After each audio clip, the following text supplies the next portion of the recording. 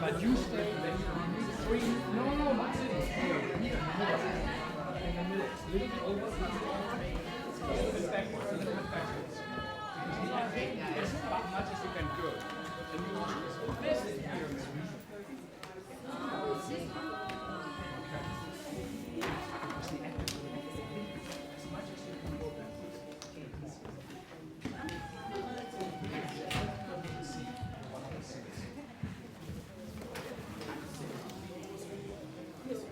Exciting? No. This one you do every day, right?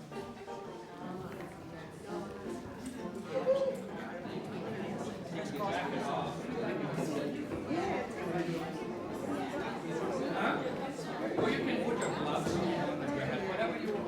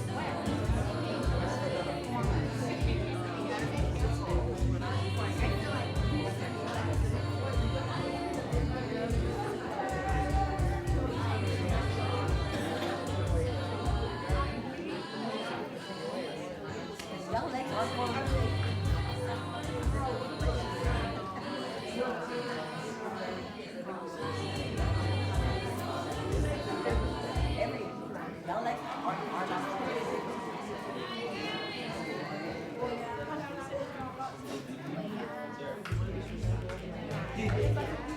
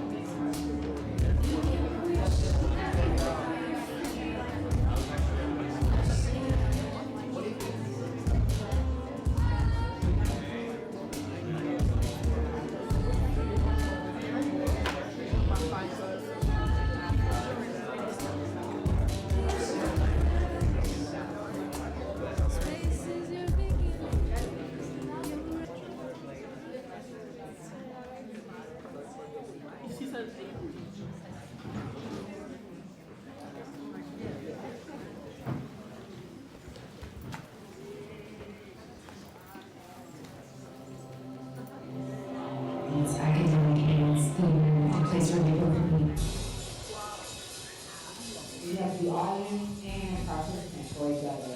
Make sure practices is not practices culture.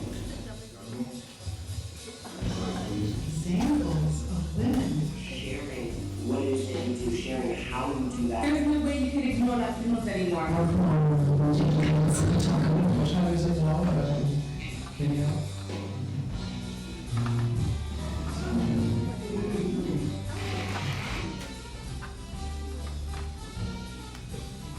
It's starting out about different people and about different things. A whole scene of phenomenal theater for everybody, yes, everybody. That's good for it to be done. That's really important. And if you find a little bit of a right relationship,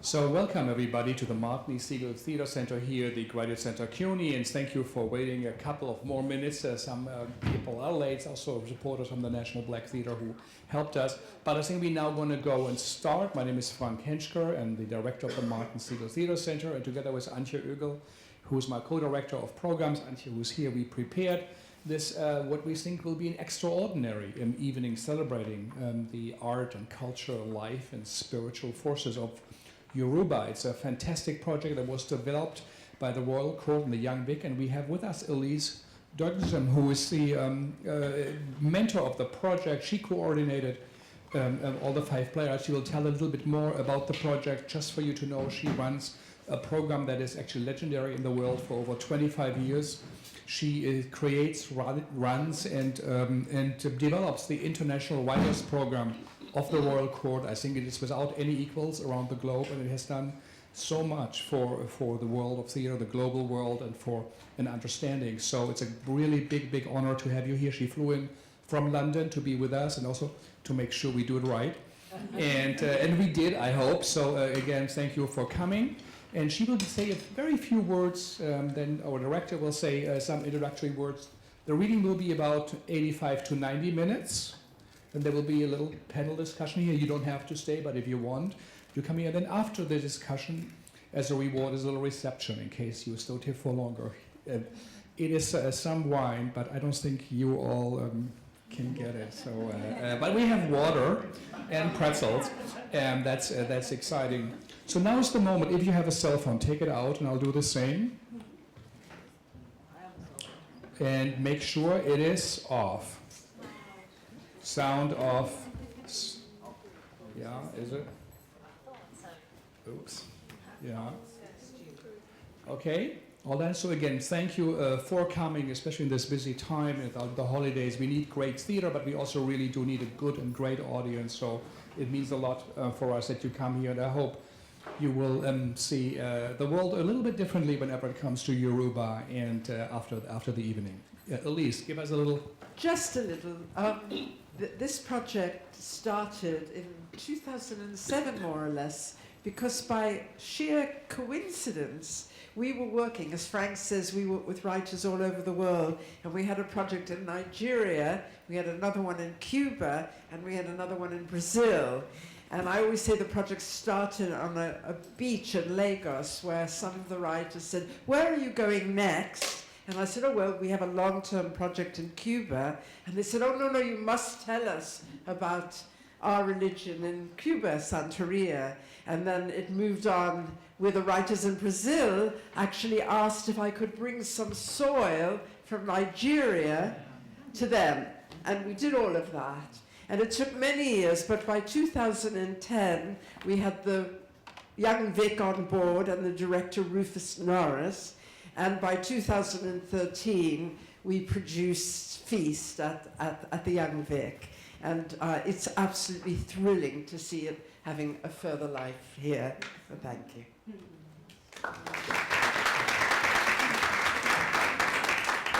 Hey everybody, how you guys doing? Great. Good. Thank you so much for being here. We have been working a little bit last night and most of today to present a little taste of this amazing play for you. So what you're going to see is a staged reading of this piece to bring to life a little bit of what the production was in London a couple years ago. There's music and projections and a little bit of dance and some amazing actors, but mostly I just wanted to say thank you for being here and enjoy Feast.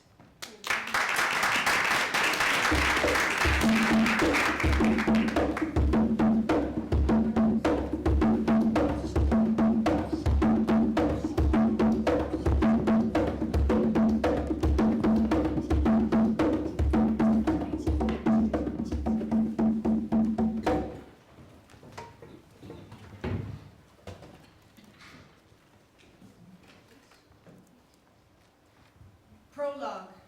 Issue. Each performer in the prologue is a version of issue. A performer appears, and with each wipe, they are replaced with another version of issue. Shola enters, hits the ground with his stick.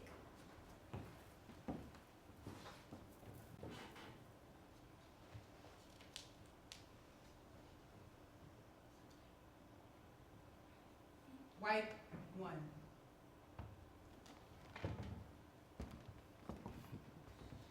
Àṣeṣe. Àṣeṣe. Àṣeṣe. Àṣeṣe. Àṣeṣe mojuba. Àṣeṣe mojuba. Àṣeṣe mistake. Àṣeṣe mojuba. I lay my head down in homage to mishap. Since the beginning of time, human behavior has evolved to avoid mishap and the unknown that comes in its wake. The teacher proclaims war against it. The secularist proclaims its existence as never more than human error. Muslim and Christian alike pray to accept it.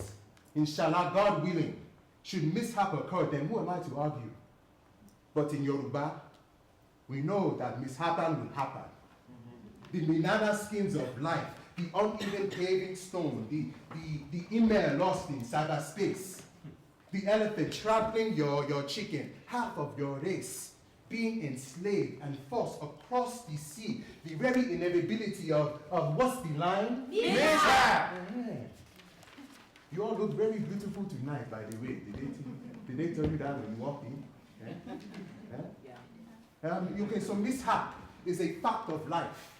And within its consequence and chaos is the opportunity to learn, to grow, to adapt, to survive. So we embrace it. We lay our head down in homage and chant Asheshe at the beginning of each new endeavor. Asheshe. Okay, you are with me, okay? I'm going to say Asheshe and then you are going to repeat it with me, okay? Asheshe. Asheshe. Better. Double time. Asheshe, Asheshe, Asheshe, Asheshe, Asheshe, Asheshe, Asheshe, Asheshe, Asheshe. Boo. We are here now. We are here. Wipe 2. Asheshe mojuba, ki entawo shawo, ki into shawo ye. Asheshe mojuba, ki into shawo, aruni lavo. Asheshe mojuba, ki into shawo, ye. Asheshe mojuba, ki into shawo, aruni lavo. Asheshe mojuba, ki into shawo.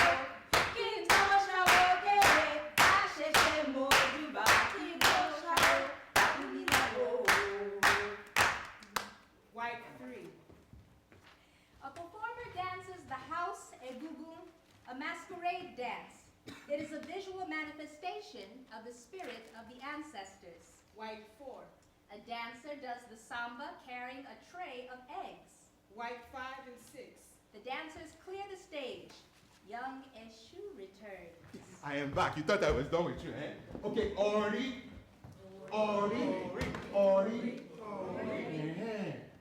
Ori, the inner head. The entire Yoruba culture comes down to Ori.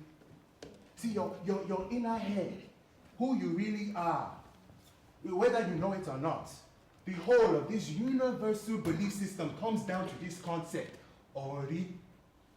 Your life's work is to know your Ori and live by it. Know you and be you and do you, whatever it is. Just do you. Self-knowledge. Orisha.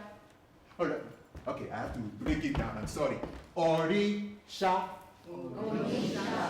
Yeah, say it. Orisha. My man, that is good. Okay, Orisha. Orisha is the word for deity. These Yoruba saints are your guides, your parents. They act as the maps to your natural desires or warning manuals for your weaknesses. There are 401 Orishas, and we are all children of one or another of them. You will meet 3 of them. You will meet 3 of the women this evening.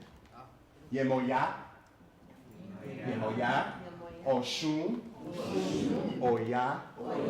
Yeah, you will follow them over 300 years of history. Along the way, they will meet me, Eshu. Eshu. Eshu. Yeah, that's me. The crossroads dweller, the shapeshifter, the trickster Orisha who throws a stone today that hit someone yesterday. No journey is undertaken without Eshu casting his eye over one's chances of safe passage. Woe betide the traveler who takes success for granted without first making offering to him. Wipe 7 is unsuccessful. Excuse me. A chicken squawks. Old issue is revealed with a chicken and stool. Excuse me. I have to prepare a family meal, a birthday party. I have to make a cake. I need some eggs. This is the Saint Anthony. He got reincarnated and it didn't go well. Saint Anthony is keen to bless the meal. I advise him to be careful for what he wishes for. Issue speaks to the children. Eggs, Saint Anthony. Only a blind and deaf chicken will be trampled by the elephant. Issue listens to the chicken. He says he who runs after an innocent chicken will trip on a sheshe. We will see. I am expecting guests, Saint Anthony. 3 lady friends. They have been traveling for a long while and they will be hungry. Eggs. He sings a sheshe. Oh yeah? He hits the ground with his stick.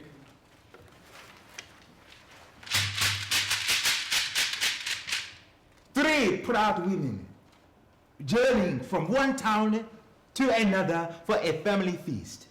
Yemoya, the deep water, caring and furious as the sea. Oshun, the vain, generous, distracted and totally distracting. Oya, the forceful, who kicks up a storm and pulls the wind like a net. 3 sisters, cousins, daughters, aunties, mothers, to a destiny they cannot yet know and probably would not choose. And here they are, approaching the crossroads of their life. Nothing compares to the pleasures of the crossroads. Saint, man and chicken, male and female, old and young, grand theater of the world, streaming past in the absolute certainty that each step will take them toward where they want to go. The crossroads, however, is never a friend to the absolute. In the constant shadow of certainty is chaos. We hear drumming. There is a dance. Issue lays the leaves along the path and on the sand to the left. Welcome to my home. Hurry up, you! Hey, don't tell me to hurry up. You are so slow. I'm exhausted. You are lazy. I'm not lazy. This is so heavy. It's ruining my hair. Then cut it off. No one will notice. Just because you have bush hair. I don't have bush You hair. have bush hair. Your hair is like a water buffalo. And your backside is Your like a face is buffalo. enough! Ah! Oh, a crossroads. We go straight. There's a shrine of Oshun this way, Hey, I'm hey, sure. hey, I'm not visiting any more of your boring shrines. They're not boring. You are just foolish. Straight on. Oh, Uncle's place is to the left. We could check if he's still at home and travel with him. We'll be late for the meal. Exactly. It's midday already. Shango will have been waiting for me since sunrise. Pygmy. He's not a pygmy. My darling, he's a pygmy. Consult a doctor. He's a loving man. And where is yours? Ah, you know I can get plenty of men, no trouble. Very tall men. You can get them, but can you keep them? At least I can see them. Shango, hello Shango. Oh, hey, down. I'm going to finish with you. Hey, the world has done me my charm. The world has done me my charm. How is that our business? You are part of the world. Give me a little food. You're a smelly old goat. I mean that as a compliment. And you are a fragrant younger lamb. I mean that as a warning. We are not to blame for whatever harm was done to you. Or for you being so old and smelly. Hey, a little offering, something sweet. The leaf that is sweet to the goat kills the goat. Was sweet in goat's mouth? Go sour in the bonbon. Hey, some food for the cripple. The goat should eat the grass where it is tied. Eat your girlfriend. Okay, let's go. Pardon my asking, but where exactly are you going? We are going to a family feast, a birthday celebration. The only goats there will be the ones we will eat. You are not invited, eh? Come on, let's go. At least I am a goat at peace. Not even your girlfriend will envy you. Even though your boyfriend would. Poor Shango. Who told you about him? What is he talking about? What happened to Shango? Oh, you don't know. Don't know what? Eh. What? You shouldn't have mentioned her boyfriend. Speak, you sniveling cripple. She loves that midget. What did you just say? Nothing. Better for you. Oh yeah, be quick. All I want is a little food. You won't regret it. This is sweet. Eat this. Oh. Has something bad happened to him? A terrible misfortune. What? He fell in love with you. Idiot! Stop it! Ah, you go kill him, oh. Move. What's funny? There was another misfortune. What? War. Hey! Kai! Bloody liar! Just stop, leave these goats. Hey, see the foliage on the ground. It's vegetation the invaders use to camouflage their numbers as they pass. Then why are you still here? A war foretold should not kill a cripple. Only a foolish snail tries to outrun a dog. Anyway, soldiers have no use for a crooked old goat, but you, but the three are you. We can go left instead. We need to get to the feast. We will find refuge at Uncle's house. You said so just now. If you don't starve to death in the interval, that is. How? Famine. I don't believe this. Hey, can't you see they said it? The wind blew it in from the desert last month and killed everything. Let's keep going straight. Getting raped by soldiers is not of my overriding ambition in life. Why don't we go right? We'll take refuge in Oshun's shrine. No soldier would dare defile the sacred grove of the goddess. Slavers have no regard for men or God. What? Did you say slavers? Yeah, they'd be glad to lay their hands on you. Trickster! He holds up a leg shackle. Perhaps you can give it to them when you meet them. Oh my God. Hey, now, don't be hasty. Respect the crossroads, and it will let you pass untroubled. You have one last chance. Give me some food. Blind idiot. I'm turning back. Can you hear that? Where? I hear it now. From the direction we came. A horseman. Who's coming? They're still far, they're still far. 2 horsemen. Oh, he's not looking good. Let's run. Hey, 3 horsemen. Come back. Are you crazy? We'll be safe at the shrine. Go to Uncle's. Have you forgotten from the family? It's all lies. You just need to keep going. Hey, listen, they hold the steps. Wait! I'm going. Are you coming with me? No! Goodbye.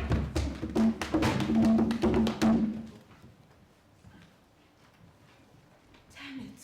You dropped your food.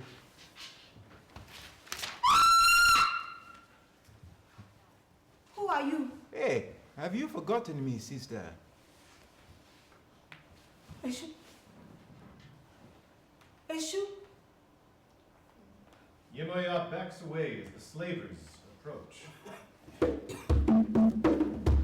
Scene 3, the bottom line. There is a dance, a song, a prayer. Yemoya is transported through the middle passage. We see projected images of the routes around the world during the transatlantic slave trade and of sale documents.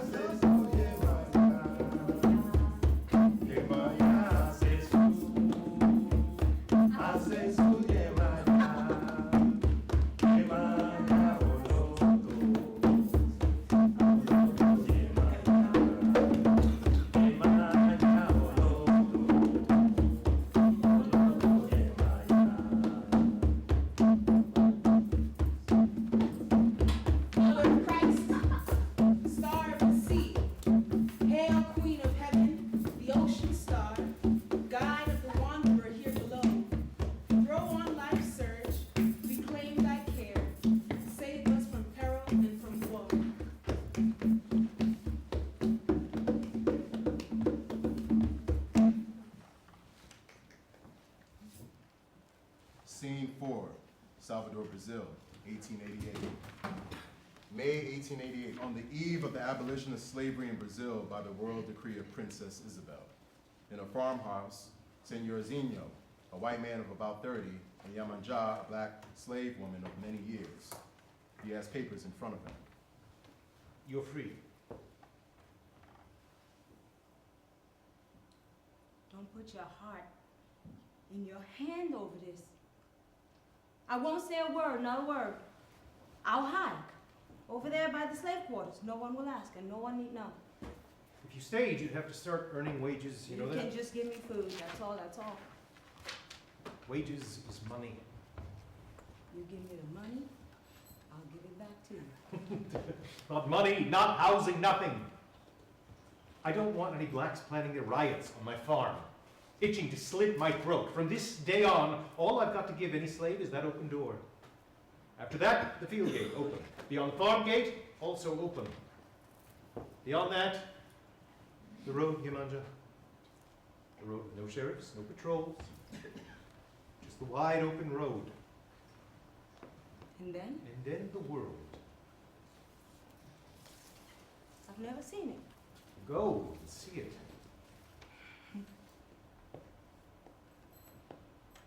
My little Senhorzinho. Didn't Yemanja give you milk? Wasn't I your wet nurse from the very first day? I gave you my breast. Wasn't that right? It was right. It was like that, it was. I drank your milk. That's right. The milk meant for your children. What became of them?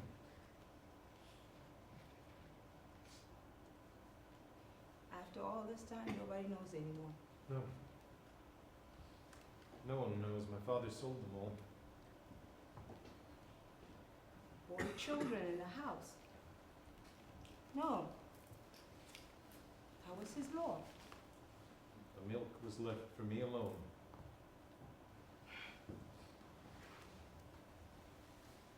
Just give me a little time. I'll look. I'll find someone to buy me, someone who needs an old black lady.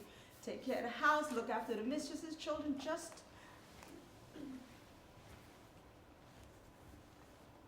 a little more time. I'll find a buyer. Are you deaf? Are you mad? Brazil doesn't have slaves anymore. And if there are no more slaves, slaves can't be bought. From today, Yemanja is a free woman. The princess doesn't want any slaves in Brazil. Young people, so full of ideas. And I'm too old to put up with them. I can't take it. I don't understand young people and their big ideas. Not just ideas, law. It's by order of the law that you have to get out of here today. See the sun? When it sets, when it goes red, you will be long gone. When day breaks, I don't want any more slaves here. Not one. It's the law. Oh, I knew your father's law. My father is dead. His law is worthless now. I died with him. I lost a big chance. A fine opportunity. I should have sent you all away much sooner. I might have even gotten a special commendation from the crown. That would have been nice. Bankrupt, but with a commendation. A little shiny badge to show off in town, to wear on my lapel at night. Going to the theater. Now it's no slaves, no commendation, no nothing. My inheritance. My inheritance. Yemanja sings Yemaya Asheshu. Senor Zinho joins in but then stops. Yemanja then also stops singing. Show me your breast, Yemanja. Does your breast still give milk? Me? Does your breast still give milk? Senor, you playing with me. No, I'm asking. Seriously. Well, you don't have any more milk. What use are you to me? You're of no use to me for anything. From deep in my soul, I swear to you, I don't want any bad for you. And I don't want anything bad for you.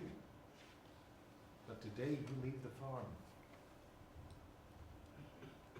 You're a free woman. You exchange your house and your bread and you get liberty. Life is cruel. Go and look for your children. Another age is coming. And if that means paying wages on my farm, then it won't be the blacks. Never. But I promise you, if they rise up here, Yemanja, there'll be a lot of blood, and it won't be mine. If every black is now a citizen, he should know the law. Now he has rights. I hope he knows how to use them well. Ask the God and the saints for help. Ask your black God. He offers her money. Here. Wages. For the milk of your sons. He throws coins down and sits. She picks up the coins, places them back on the table. His shoe is at the door. She takes one piece of food and offers it to him. The door opens. She steps through.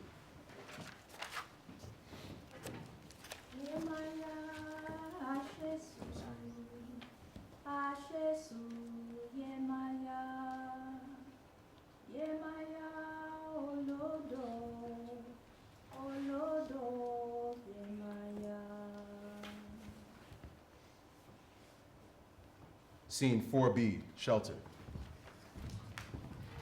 A dance. Yamanya is now free and is roaming the streets of Brazil looking for shelter.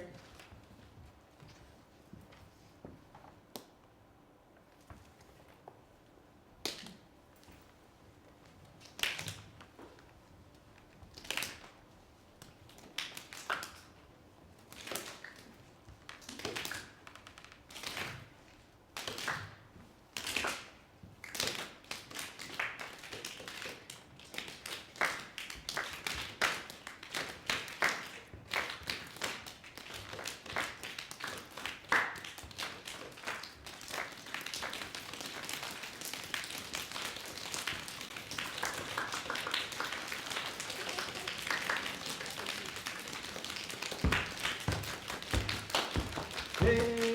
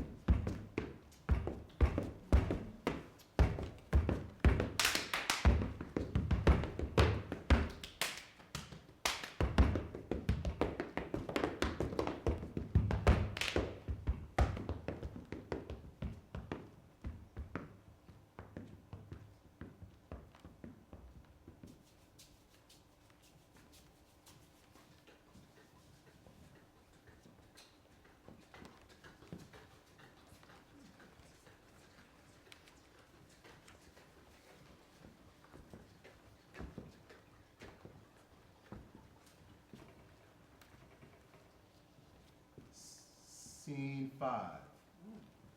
The road, U.S. Imoja touches the ground and falls back. Wade in the water, wade in the water, children,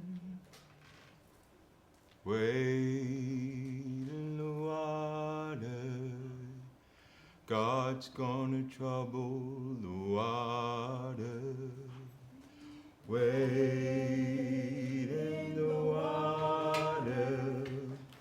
Wade in the water, children, wade in the water. God's gonna trouble the water.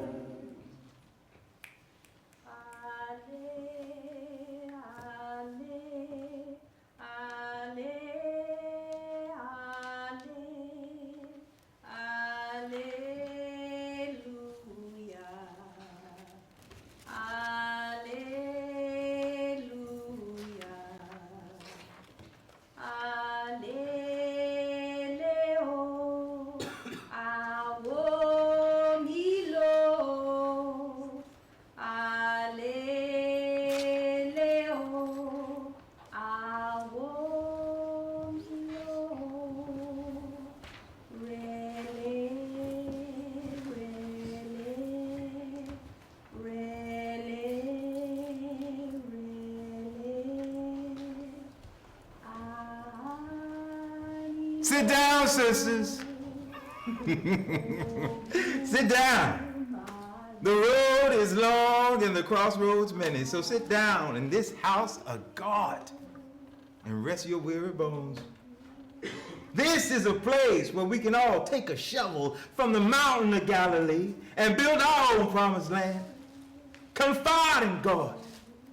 And don't say, I don't confine your minds to the ways of the devil. We no longer worship in the forest, prostrating ourselves to false idols, cutting the heads off chickens.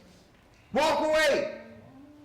I say walk away from the path of hedonists and get to know the Lord your Father.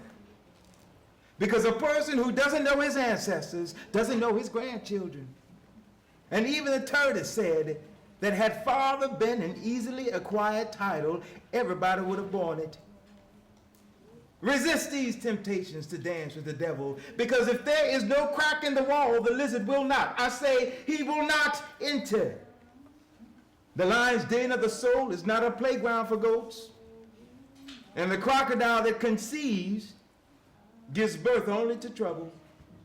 For now, behold, tomorrow is pregnant, and nobody knows what it will give birth to. Here is a dance, the Civil Rights Walk.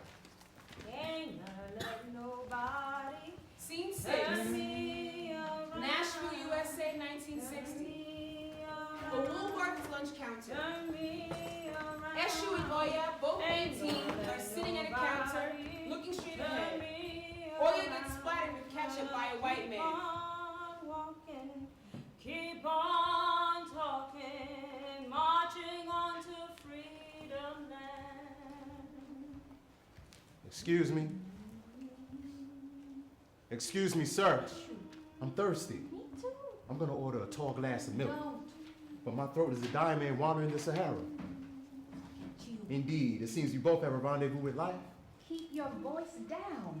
Oh, right, I forgot. I'm supposed to just sit here and keep letting white folks beat up on me without so much as a peep. I'm hungry. You can leave whenever you want. I'm staying until they serve us. What more could they do? Mustard? You look right fine in kitchen. You know what I'm gonna have? A hot dog with everything. Want one? Eshu. Onions, Stop it. fries, pancakes. You take the time to joke around, Eshu. Oya, Oh, sure, you changed your mind about joining us? Mama sent me to bring you home. Dear God, what have I done to you? It's all right. It's ketchup. How did you get ketchup all over you? Now, some white man who wasn't happy about having to sit next to a colored gal. Disgusting. It's gonna stain, Oya. At least it's not blood. Yeah, this is blood. I should have known he was behind this. He's been nothing but trouble ever since we met him. I'm staying right here, Oshun. And you should be home, safe. But here you are getting in trouble as him sitting. Ain't no trouble here. There's about to be. They called the cops. Really? Yes, really. The police. Let him come. Oya. Oshun. You know we don't have the money to bail you out of jail. To say nothing of the fact that our family does not get arrested. We do not break the law, and we do not have criminal records. That's not who we are. Meaning I'm supposed to sit idly by and watch people just run roughshod all over our rights? Look, I understand. You go off to college, and certain people take advantage of our idealism and know the world is not as beautiful as it could be. But this won't do any good if you aren't in jail. He's riffraff. Oshun, you ought to be ashamed of yourself. Walking in here insulting people who just want change. I should be ashamed? You can go now. You never used to be like this. Like how? Disrespectful. Mama and Daddy didn't raise you like that. They didn't raise you to sit around like a sack of marbles when there's a fight to join. Do you know how hard it's been for Daddy? Trying to build a practice all his own as a Negro man? You ever thought about the years of work and sacrifice he put in to raise us? Of course I have. So what does it look like, you sitting here breaking the law? Any second, the police are gonna rush in here, and those sweet voices you hear outside singing are gonna be replaced by sirens and dogs and billy clubs. I saw the pictures from the Chattanooga newspaper. This is real life, Oya. These cops, when they get angry, they don't know anything about respect or decency or chivalry. They beat women just the same as they beat men. You want the cops to break your nose? Black your eye? If that's what it takes. Well, I can't stay here and watch this. Then go! I'm going. Here, What? I brought you some food. Food. I'm waiting to get served here.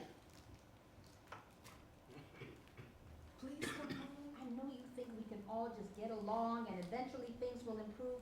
I know you believe that deep in your bones, Oshun. But harmony now isn't the real way to peace. You run from a fight long enough, you won't ever be able to stop running.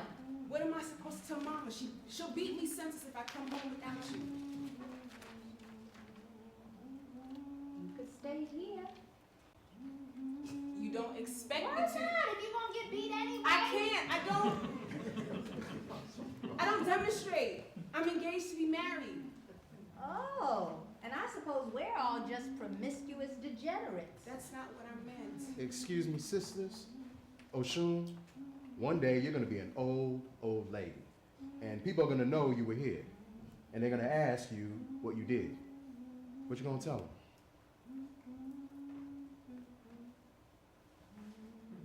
It's not that simple. It's exactly that simple. Either you believe in this or you don't. If you don't, that's fine. You can drink out of your own special Oshun water fountains and pay your own special Oshun poll taxes. But if you believe in this, I'm happy to give you my seat. I've never been arrested before. Trust me, it gets easy after the first couple of times. If she wants to leave, Eshu, let her leave. Can you just be quiet and let me think? I need to go call Mama. Of course you do. I beg your pardon.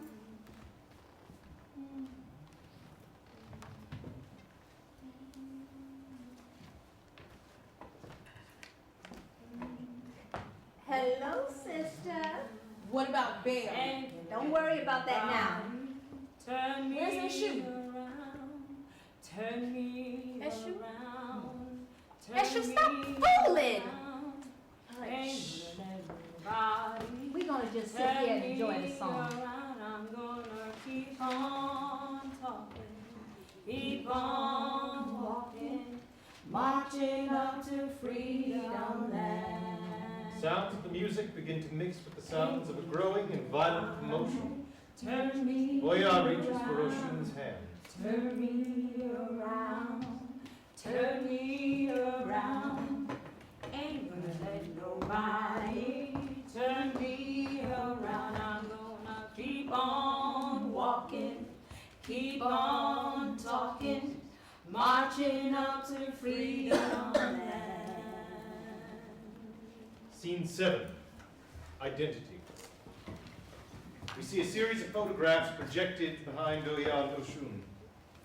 The images show moments of resistance and defiance. They soon transform into portraits of men and women who were arrested during the civil rights movement, as well as numerous artists from that time forward. Then there is a celebration dance performed by the dance ensemble. It is a dance of joy, celebrating music and dance and Yoruba rhythms throughout time.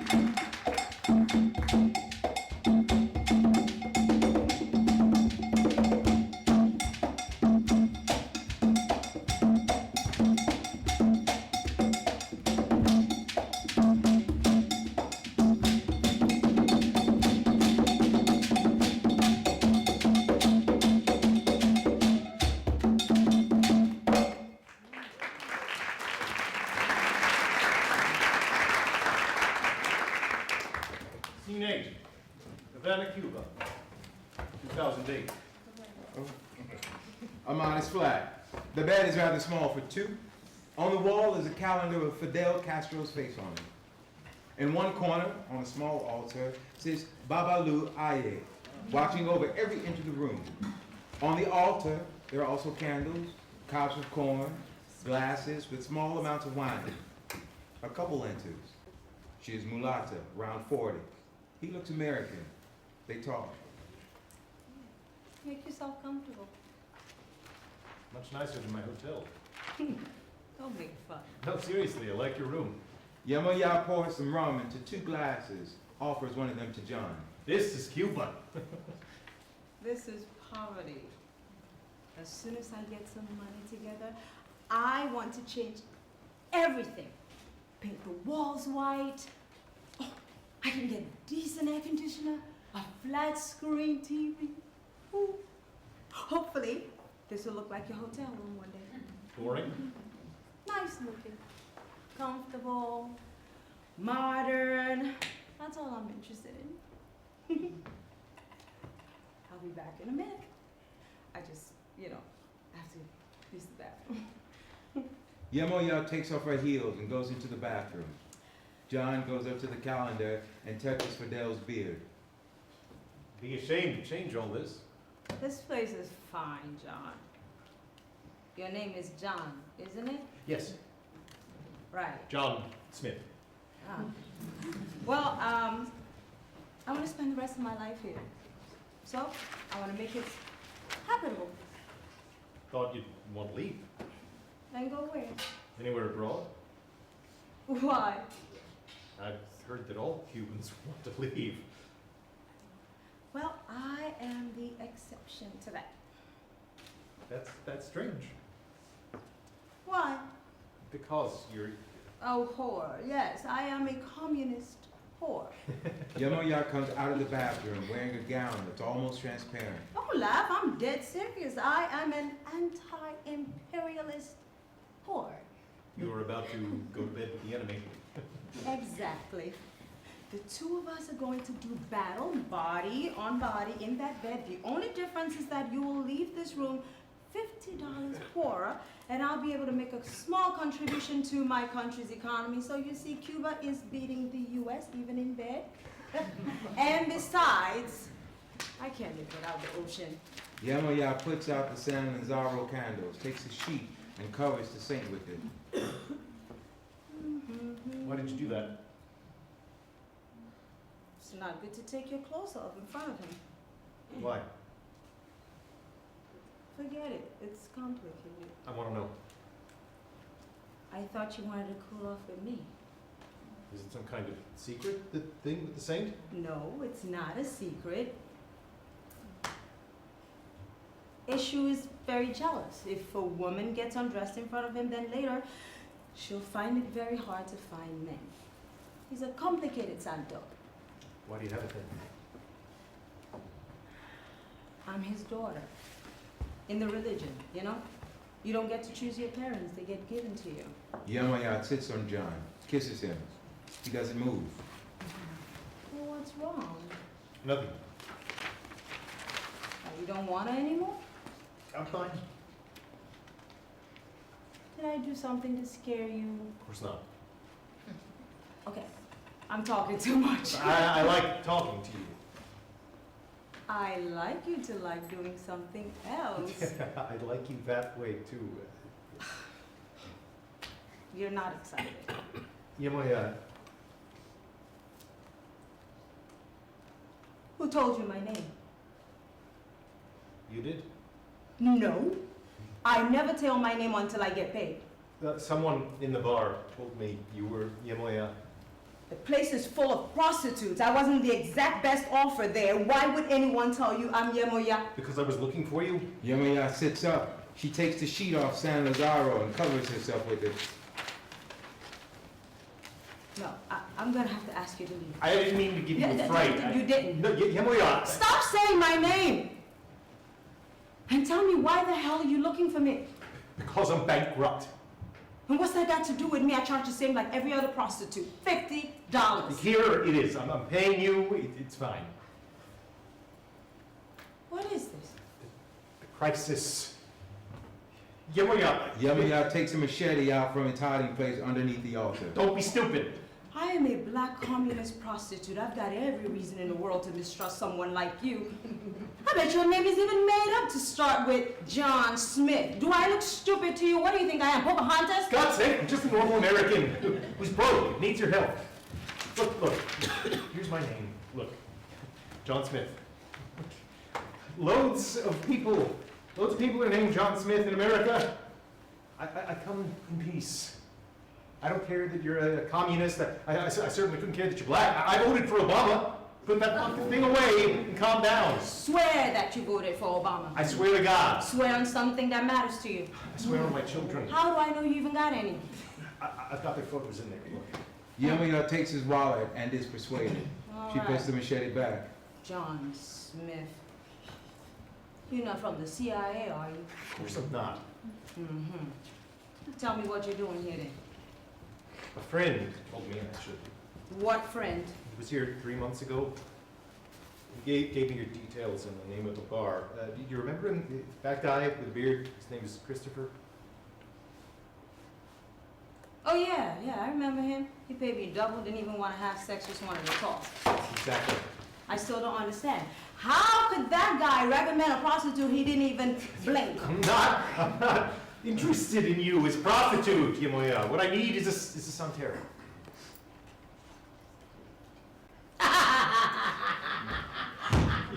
You can laugh all you like. But my friend got out of his mess because of you. I can tell you, rather, that he tried everything and been everywhere, and none of it did any good. Only you. You've come to the wrong place. I'm gonna give you the address to my friend. He's the one you're looking for. I came to this country looking for Yamoya. And you were mistaken. I am not no santera. I'm just a normal believer, doubts and all. I look after my saint, no fanatic. I don't have any powers or anything. This friend of mine, he is a babalawo. He's closer to the Orishas than me. I don't believe in your Orishas. I risked a lot to come and see you. Give me a few minutes of your time, I beg you. All right, that's enough. I'll pay you double if you want. I can't help you. You helped Christopher. That's not even true. Everything you told him It was worked. It was all lies. I thought he'd find it exciting if I played up the exotic thing and started making stuff up. None of it was true. Got him out of his crisis. Look at me. What could I possibly understand about capitalist crisis? We live in a fucking permanent crisis right here. What on earth could I possibly tell you? Anything right now, anything would help.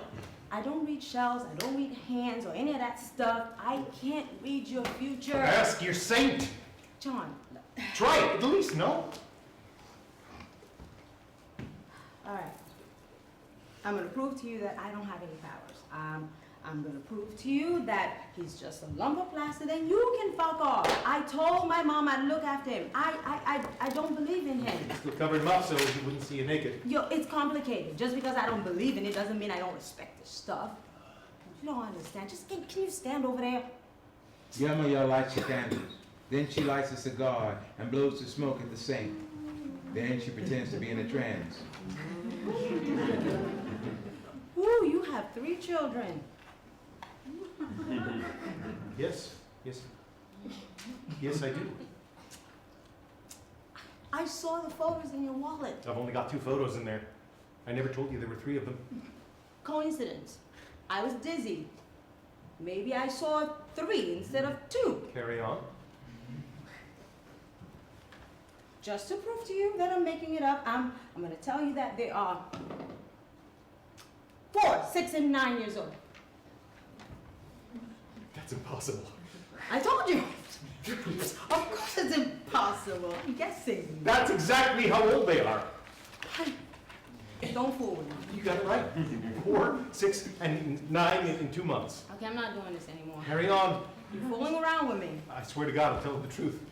Don't swear to God in my room. You don't even believe in God. I swear by my children. What do you do for a job? Lie to people? Yes! I'm a broker. My job is basically lying to me. My head hurts. Don't stop, please. I'll pay whatever you want. Just give me some advice. Something. Anything. $100 for a piece of advice, John. More if you want. You're a saint. You have power. I don't like conning people. That's not what I do. I don't even wear makeup so the clients can get a good look at the wrinkles they're paying for. If you want to go to bed with me, I'll be happy to. But if you're looking for a lie... Yeah, lie to me. What lie do you want to hear? Anything. You tell me whatever you like. See those cobs of corn? I see them. Well, then go back to your country and make that what you do. Cobs of corn. Yes, there are a lot of people hungry in the world, you know? That's it? That's it. You see? Useless. Corn. Corn flakes. No, please Corn leave. syrup. Biofuels. What? Thank you. Thank the Santo. She's sitting on the bed, looking defeated.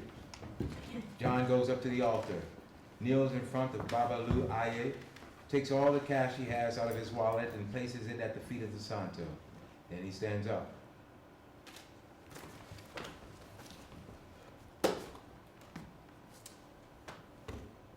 You are incredible. He leaves. Yamoya stands and takes off her gown. She is naked in front of San Lazaro. He smiles at her. Scene 9. Exit St. Anthony. Exit. Scene 10, London, UK.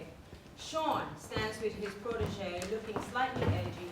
Oya stands in matching athletic tracksuits. Oya has 2 gold medallions around her neck. Thanks for the lift, Coach. You all right? You make sure you get home all right. You sure you don't want me dropping in the front door? It's not a problem. I'm just on the other side of the underpass. It's nothing long. I'll be fine. You all right, Sean? All right? Yeah? Look, I just want to say, straightforward, you did all right today. Onwards and upwards and all that. Is that it? Take what you're given. I'm not a man of words, you know that. You properly fooled me. The way you shout instructions. Back straight. Head up. Chest out. Knees high. Higher. Quicker. Quicker. Well, I'm just a different animal. You said it, not me. Well, some moments don't need words. Your action says it all. Shane, you don't get to leave the competition with anything. Maybe my reputation grows. Maybe one day I'll be the most feared trader in the world. Ah, you're not that ugly. Yeah, I'll head off now before the jokes get worse. Who's telling jokes? Remember who owns you. I'm shaking. You should be. Oya tucks her medals into her zipped tracksuit. She starts to exit. What you hiding, Oya? Whatever you're looking to find, I ain't got it. That's not right, though, is it? She shook. Why would I be shook? How much are you worth, Oya?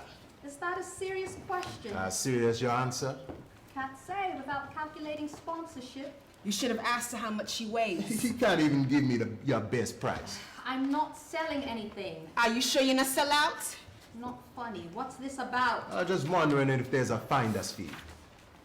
Finder's fee. I'm thinking if there's no find her fee, it must be a find her, keep her kind of arrangement. Everyone likes freeness. I worked hard, won my medals fair and square. You're gonna have to tear my skin off if you're thinking I'm giving them to you without a fight. I ain't here to scoff with you. I don't care who I'm fighting. They're not coming off. Tasty, eh? Isn't it, though? Always been like that. That's why I'm drawn to you. Well, I've never been drawn to you. Hey, that's my man. Don't think you can run up your mouth, rude gal. Something unfortunate might happen to your legs. Are you threatening me? I'm just saying. Stop gassing. We ain't on that. Your legs are fine, but they're moving loose. Moving loose? Yeah, moving with Doppy. Like some puppy, like some golden retriever. Sorry? A man talking about who owns you. Why you running? You don't have to like what I say about you. You just have to hear it. I don't want to hear Stop it. running. Take it as a compliment. I care. You know, compliments are like condiments. It's always nice to be offered. Offer it somewhere else. Here, it's a waste of both of Why us. you liking some pink too? Pink what? Duppy, always dropping you off. She's linking him Ah, hard. you grinding him? Putting that fat rump up for pork pumps. That's jocked up. You his bike? That ain't your business. You run into me, it's my business. I don't business what you think. Do you know what you're doing? What am I doing? You're disrespecting yourself. Oh, how do you work that out? You really want me to? How's a man like that? Some eggshell man like that. You really think he's ever gonna treat you equally? Like a queen? You're just some trophy to be paraded, looking hard, running fast, maybe even a substitute. Some stand-in for his white cow, make babies. What? You don't know shit. I ain't got to listen to your misguided Talking about he assumptions. owns you. Pinto needs to be dead. You know he needs to dead that talk. That was just banter, a joke. He trains me, he's my coach. You run those races. You lead the field, an example of your power. And you're just gonna let some pinto casually pour rank on you? When did you start to think to get off key, chatting your extreme? Yeah, you got to ask yourself why you ain't thinking like me. We're talking about respect, right?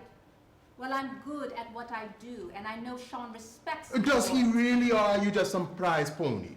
Because it's not just your coach or whoever he is. He's the whole fucking Union Jack. But that don't stop them from attacking you if you don't run fast enough. Whipping every part of you in the paper for not working hard enough. Because if you're flying, you're British. When you're falling, you become the athlete originally known from that Commonwealth country. I was born here. I'm worth more than that. I've got plans. This ain't just gonna be my life. You think you're better? Like they're gonna treat you different? Check yourself. You need to do something whilst you have the power. Show your influence. Your youngers are looking up to you. They want to see a positive example before it's too late and you're just getting slayed. Thinking that's it? That you've been accepted? Why would I be getting slayed? When Pink Toes beating up your pussy, what do you think he's thinking? Because he ain't loving you. He might well, be telling you that he's loving your skin, but really he's just loving beating it up. You want me to offer it up for pumps from you alone, is that it? No, you ain't.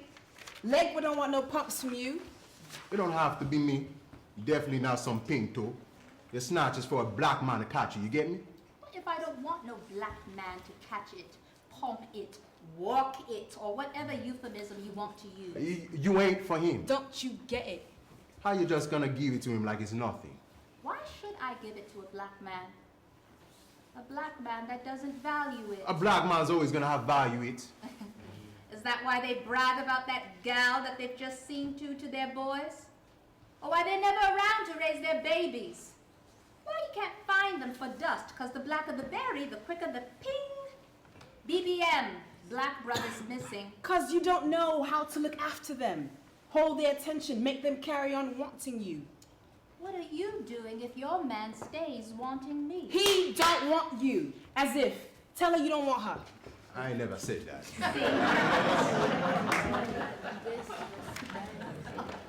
He ain't saying that. What's he saying then? Any man could just duck out and not care for his picnic. It's not just the black man. There seems to be more though. Come like a trend, like it's cool. It ain't cool. Look, don't stray off the point. From the time the white man has sinned against the black man, mistreated us, and now you're gonna let him just come up all in your garden, plant seeds in your bush like he has a right to just walk up into your threshold like he has a right to do that, like he still owns your ass plot, like he should have a free pass like it's nothing. True say you don't owe him diddly. True say you just some lust, some exotic fantasy, an ethnic conquest. So Pinto can go to the golf club and his members only plantage-built corporate ballroom and ramp to his floppy-haired, stiff upper lip brethren chatting about, hey, you're not gonna guess what I picked up. Scored last night. Yeah. And then they're gonna say, what? And he gonna say, a rubber-lipped, holy-haired darky. And guess what? What? They gonna say, and he gonna say, I liked it, and I'm gonna go back and I'm gonna do it again. As if you don't walk around sweating when you see a white gal with that porcelain glow, that mannequin figure walking down the street, jumping at attention as if she just sneezes in your direction. To get out of the way, ain't looking to catch no Pink Toe Johns. But you'll stick your dick in her, feeding her your myth, making her feel like she's never gonna feel anything like it ever again in her lifetime. You ain't thinking about your sisters, your black queen then, are you?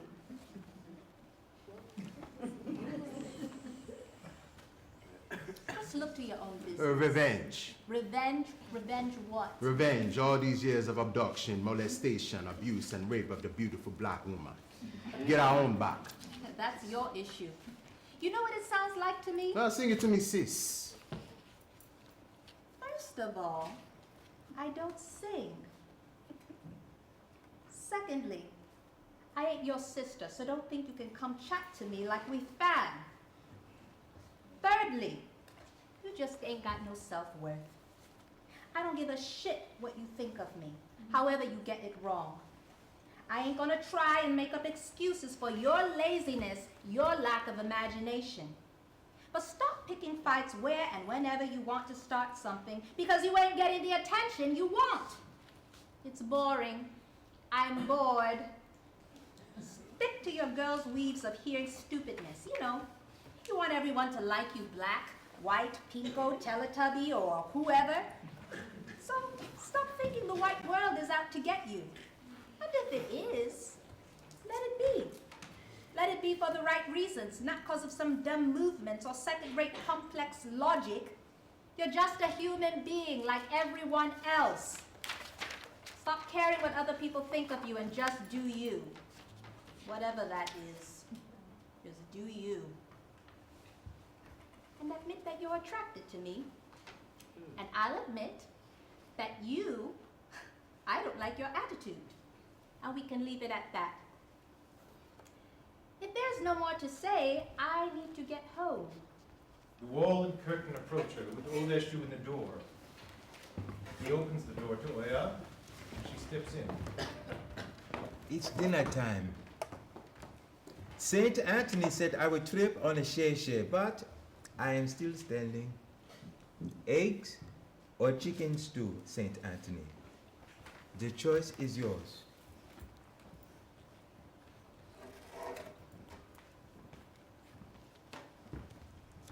Scene 11, dinner.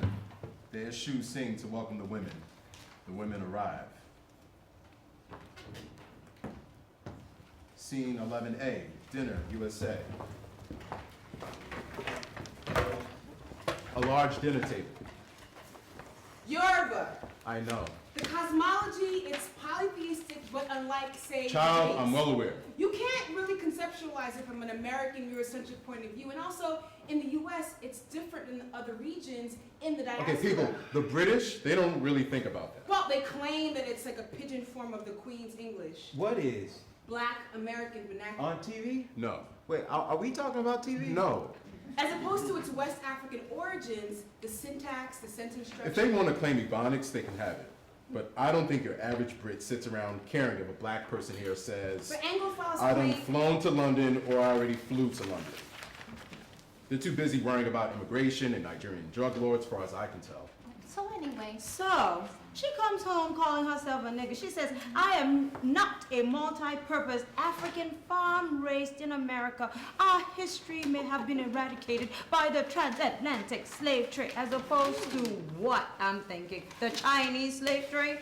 I guarantee our village was not the continent of Africa, not she what says. I said, Mom. what you say? Because you couldn't have just rebelled like any other person. Girls way too old to search for our roots in niggerdom, not to mention walking around wearing a daishiki, which is a man's garment anyway. She's not wearing a dashiki. I bribed her to dress civilized. I'm right here, for the Mom. family reunion. I can hear you. We all can. Didn't she say she was a lesbian? Whoa. Okay, so your little sojourner Oyetunji Village. is entirely a tourist trap for naive back to Africans. Have you been there? Been there. Before I educify your little girl ass, let me go and break down. Okay. Wait, so she gets mad at Richard, saying, I ain't picking up your cotton today, when he asked her to do some housework. Now, she's 22, not paying rent, and mixing up metaphors. House slaves didn't pick cotton. Kids resent their stepfathers. It's natural. And he is white. What's that supposed to mean? Yes, I noticed my husband is white and is missing dinner. Have you tried medication? Excuse me? For Oshun? Still here, people. To suppress her desperate need to construct a false identity through a sophomoric understanding of the African diaspora. Too much sugar. I done flew, I done flung. She wants Richard and I to pay for her to go get her master's in linguistic anthropology so she could write a dissertation on how gangster rap is an embodiment of the Yoruba Pepa Eshu. whatever his name is. Please, it's a cultural embarrassment, a misogynistic minstrel show, that's what it is. What is? Gangster rap. Oh, I thought you meant So in something other else. words... Oh, don't get me started. I be flying to London. She's not bipolar. Complain all she wants about her Jack and Jill upbringing, but this black mama know how to go Negro all up on her ass. And I don't need to pay $50,000. Niggardly, she's always This cobbler been. is delicious. Oh, thank you, honey. Sugary, too sugary. Where's your husband? I ain't fixing to do Business. no flying.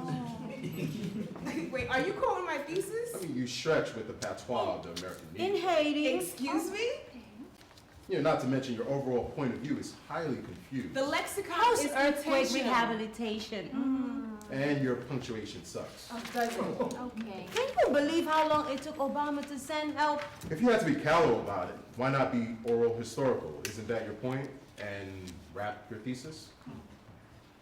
I got an A. Hey! Anyway, he'll be back on Tuesday. A what? Go, girl. What? I got an She got A. Okay, good. Now, ain't that great, honey? the thesis committee, was white. Motherfucker.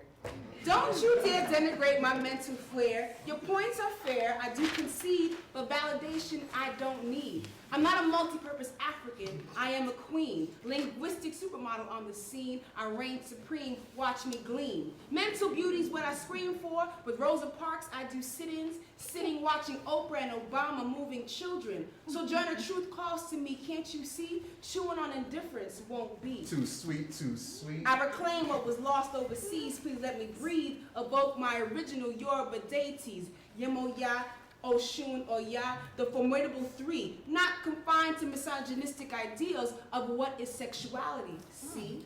Never a harlot, always a pilot, for civil rights, I run a riot. Study this brainy sequel, cool as Mary Sequel, racism I see through, stand up for my people.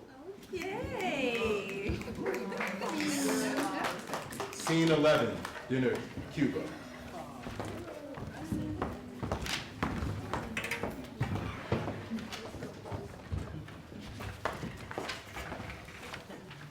Hands off! I'm hungry. Well, you'll have to wait. It's bad manners to pick at food before everyone sat down. Who says? It's basic etiquette. 50 years of revolution and we still worry about that word? Well, let's try to be decent. That's another word I hate, decency. It's the best thing to hypocrisy. If there are so many words you hate, perhaps you could do us all a favor and shut up. If you really want me to be quiet, let me eat. Just feed the sandhill first. But I'm hungry. You're always hungry. I'm Cuban, morning to night. You can see my spine through my stomach. There's not enough cutlery. What's missing? There's enough spoons for everyone, but there's only 3 forks and 3 knives. Are you sure? I don't need a knife. Give mine to our guest. How are you gonna eat your meat? With my fingers. Oh, it gives me a headache just listening to you. He's got no respect for anything, not even basic etiquette. Come on, sisters, take a look around you. This isn't a tablecloth, it's a sheet. It's the sheet you sleep under every night, Oshun. All right, the drinking water's in an old Coca-Cola bottle. Look, you think he's not gonna notice that? Even I can tell the difference between a serviette and a bit of a toilet roll, and I'm a pig, according to Oya. So don't give me this etiquette bullshit. I ain't never seen you so edgy. He's not some stranger, he's our brother. You haven't seen him in 15 years. He's almost a stranger. He'll be exactly the same. No one's the same after all that time living in another country, speaking another language, in a different political system. Is that all this it's about for you? My brother is foreign now, that's the point. Don't say that. It's true, as soon as he decided to leave the country, we started treating him like a dog, calling him a traitor, throw him out of the house, threw eggs at him. He was a rat, a worm, but not now. Now he's a foreigner. He earns more than we do put together. We live off the crumbs he sends us, and he's here, and he's coming home like a prodigal son? Slay the fatted calf. You know what? This family makes me sick. Okay, that's enough. It's time to put things behind us. 15 years ago, we threw him out of the house because we believed in something. It was the right thing to do then. The world has changed. I don't care what he's turned into. He's missed us. And that's why he's been able to forgive us. This meal isn't the point. The important thing is being a family again. The country hasn't changed. If we don't throw eggs, it's only because we haven't got any. Knock at the door. Brother enters. Brother does the egg dance as the scene resets to Brazil. Scene 11C, dinner, Brazil. A modest dining room, a small dining table simply laid with 4 chairs. 3 of these places are occupied by sisters, Yemenja, Oshun, and Oya. I am just sick and tired of being happy. See? Can't a decent woman have her share of sadness and grief in this shithole city? They're saying that we'll have not 1, but 2 carnivals when the World Cup comes to Salvador. Sometimes I just want to shove this carnival madness up that mayor's ass. Enter and shoot.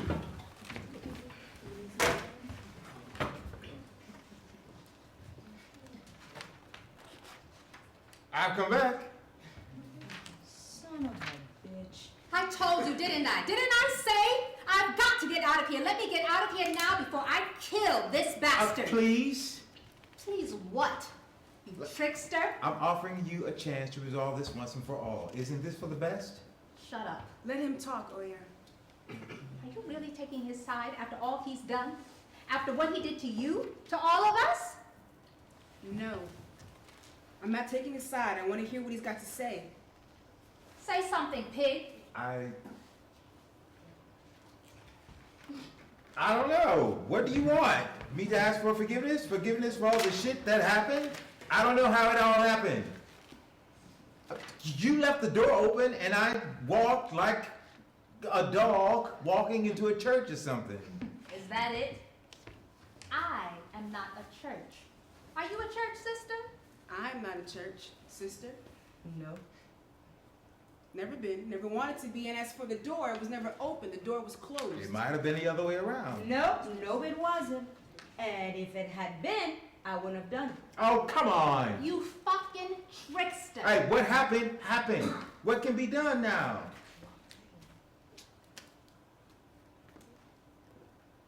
This is shit. I couldn't help it. I'm sorry. Why don't you stick your big sorry up your ass? You understand. You're older. You know. All I know is you owe me. You owe me and you owe them. Look, if it's a question of money, then Money?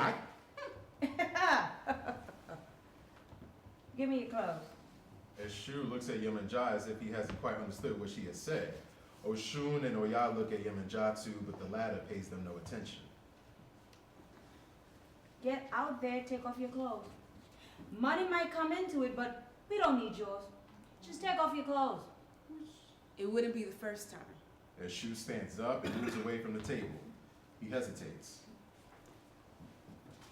if this is the only way to put this shit away forever.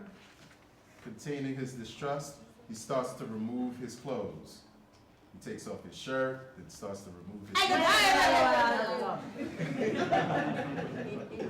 What do you want now? Whip me, burn me, film me naked. Dance. I want you to dance. How do you mean?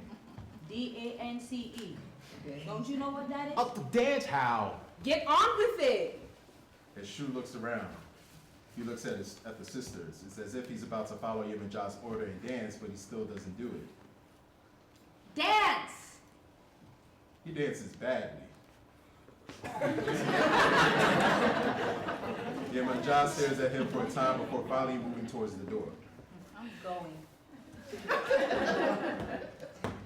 No, we didn't we come here to eat? Why would we leave the food behind? Because of him?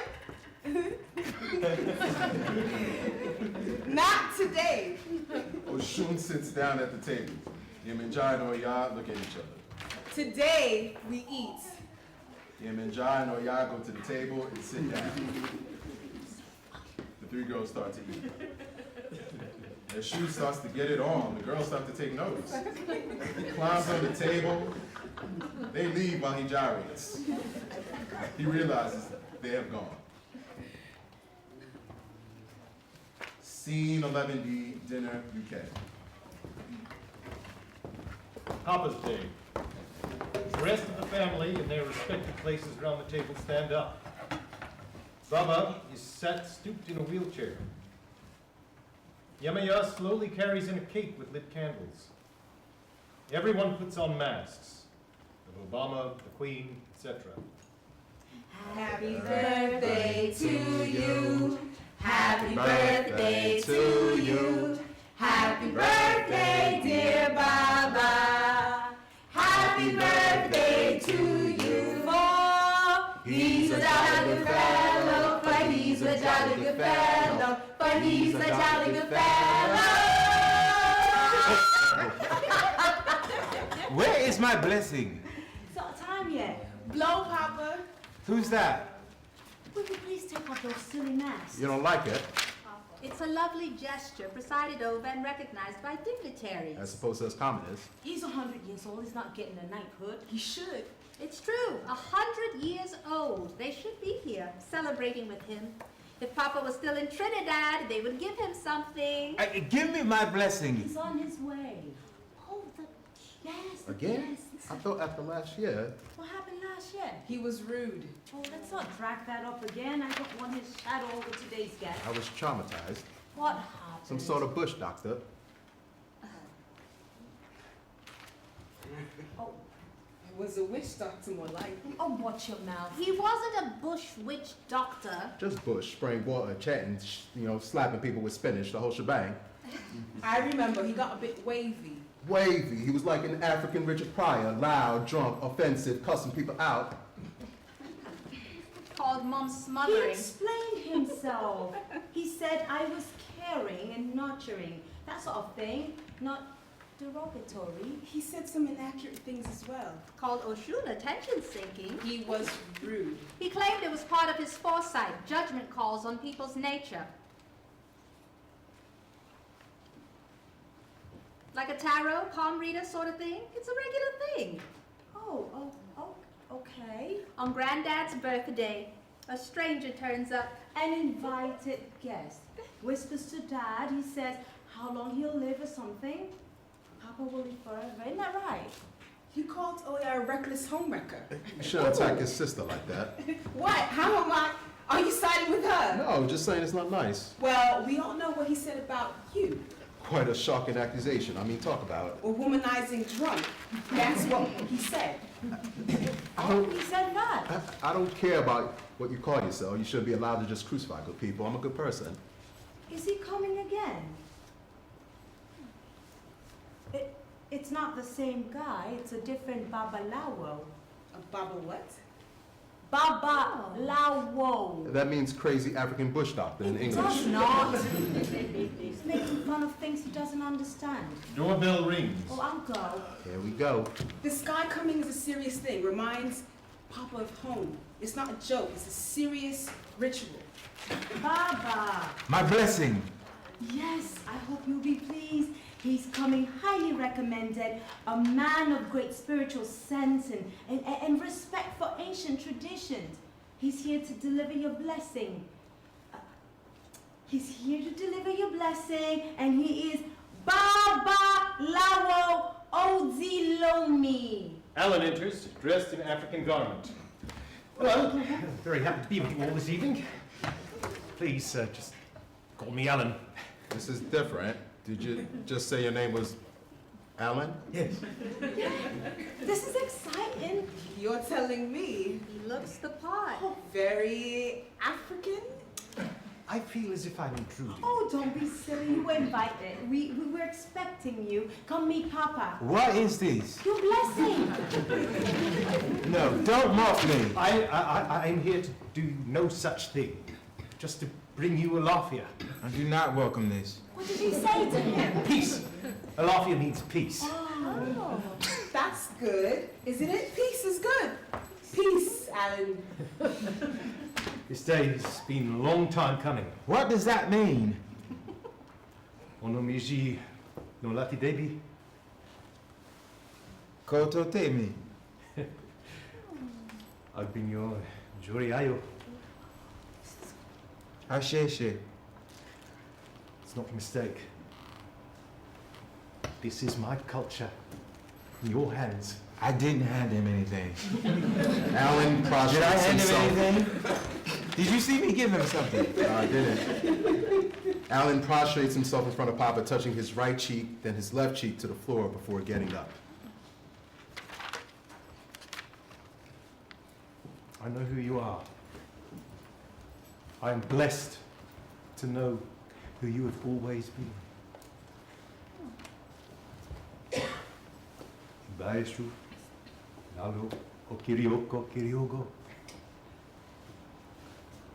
Bioniiko, Onotumare, Ati Orisha, Ati Egun, Iuni Ulua, Au Eriona, Ariwa, Jusu, Ila Urun, Iwo Urun, Iwoni Urupamo, Ashe Orisha, Iwoni Oluso, Noad Bafu, Rere, Ati Buburu, Iwoni Olua, Ailo, Iwoni Olua, Ian, Hesi, Ati Iparo. Scene 12, epilogue.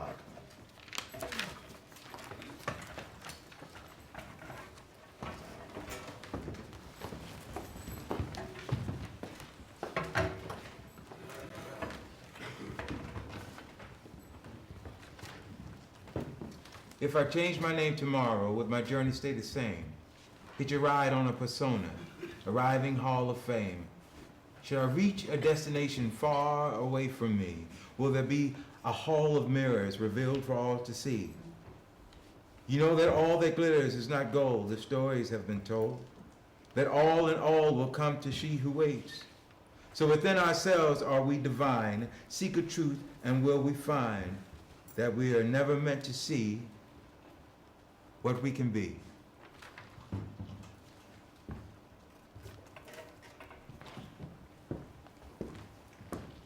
So, one day, a woman sets off on a long journey. She pays homage to Eshu and asks all the Orishas to accompany her on her arduous task. They set off as one, but as each crossroads presents itself, one by one, they find reason to abandon her. I cannot cross the river in these shoes. I am late for my dance class. I have to help my father kill his favorite chicken. Only Orunmila, the most steadfast of the Orishas, remains, but as the greatest obstacle approaches, he too makes his excuse. Even you, cries the devotee. You have all left me when I needed you most. You are supposed to be my guides. Orinika, says the deity. You only have your Ori. In the ultimate test, it is only your inner head will guide you truthfully. Orinika. One other thing before I go. My uncle has inherited $14 million, which is, as we speak, sitting in a secure savings bank in Lagos. However, he needs to transfer it to a recognized bank in the UK in order to access it. If you act fast and facilitate this transfer, you will be entitled to 6% or roughly $800,000 by Tuesday. Please come to me with your bank details to take part in this huge bonanza. My name is Eshu, and I will be in the bar after the... The chicken is on stage. Next to him, old Eshu sharpens a knife. The company sings a sheshe.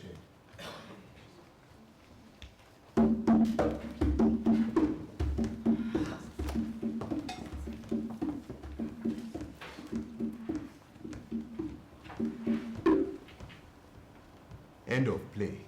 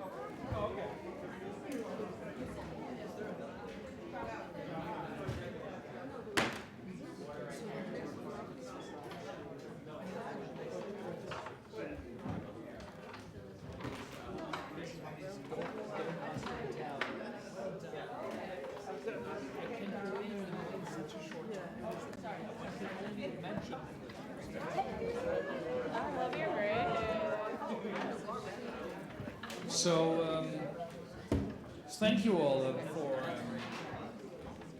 for staying, and first of all, I think Avoye as the director, but also the actors deserve really another round of applause.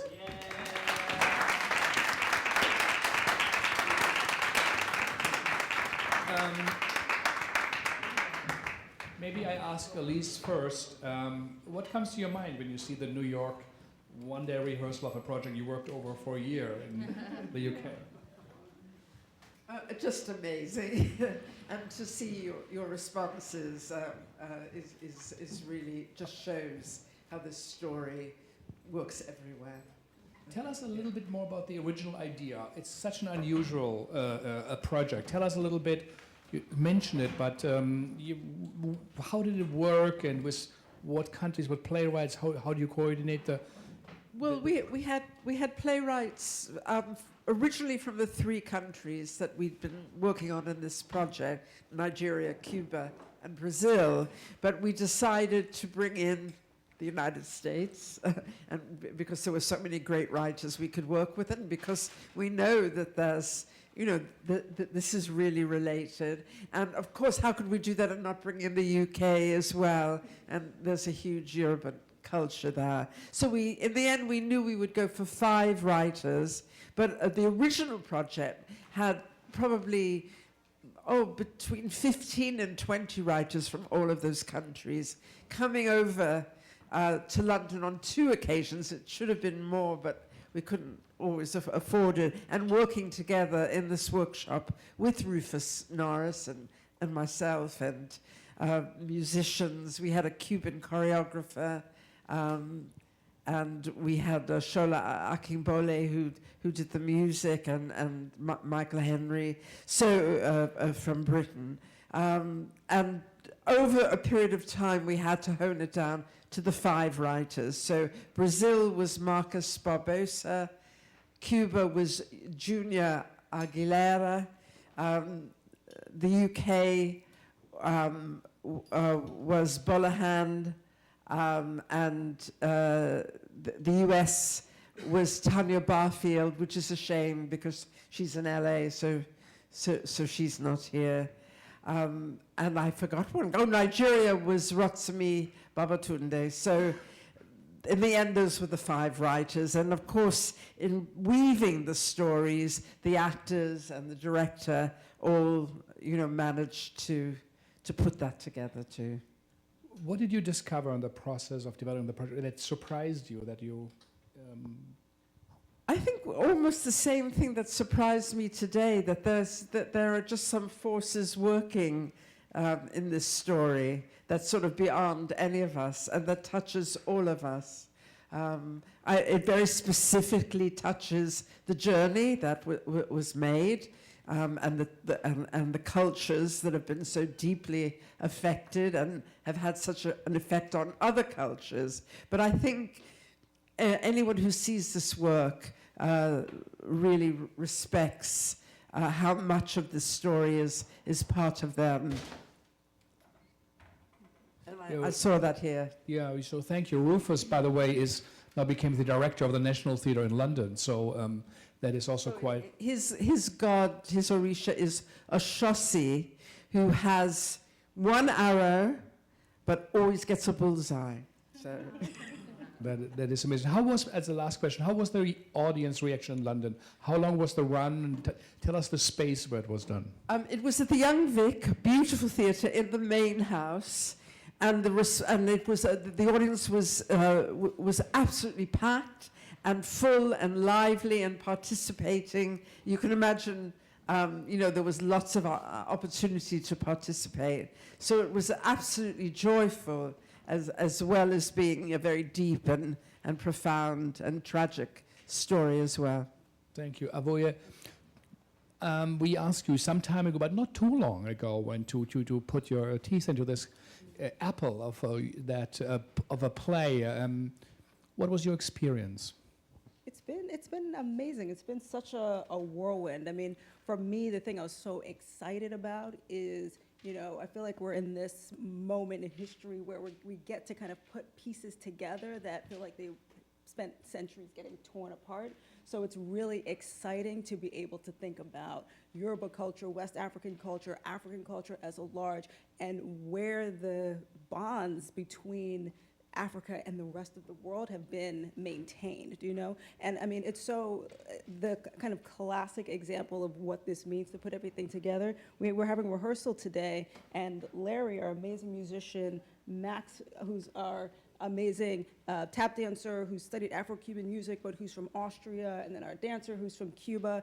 We're rehearsing, and she started doing a dance that is a Legbas dance, and both of them just started singing a Legba song, and they just created this amazing music together. They've never met each other before. They come from 3 different countries, but there's something that unites all of them. So it's been fun to kind of see where all those pieces are and to bring in these amazing actors, many of whom are Nigerian, some of whom are American, and just kind of see what all those kind of connections and fusions are. So it's been fun.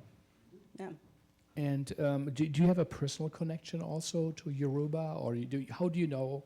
You know, it's so interesting. I mean, for me, what's been great is I also get to learn. So my family's from Ghana, but it's so interesting because as I was talking to a Nigerian Yoruba scholar the other day, like my family, my name is from the Ewe tribe in Ghana, which kind of spreads from Ghana to Togo to Benin, which kind of sits on the border of where Yoruba is also. So there's like even just linguistically these kind of connections, even though it's not my particular culture or religion or anything like that. So for me, it's been also a great learning experience too. You know, I mean, I think there's a lot of things within our larger continental African culture that we can all connect to, but learning about the different orishas and the gods and all these kinds of things that I've been learning for years, to be able to bring that all together now has been cool.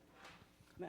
Yeah, so very often what we see in New York is, in quotation marks, the well-made British play. There's a beginning and an end, and people sit around a table, and then they talk and things. This is so different in the structure. I mean, in a way, it's a collage, perhaps the great art form coming out of the 20th century.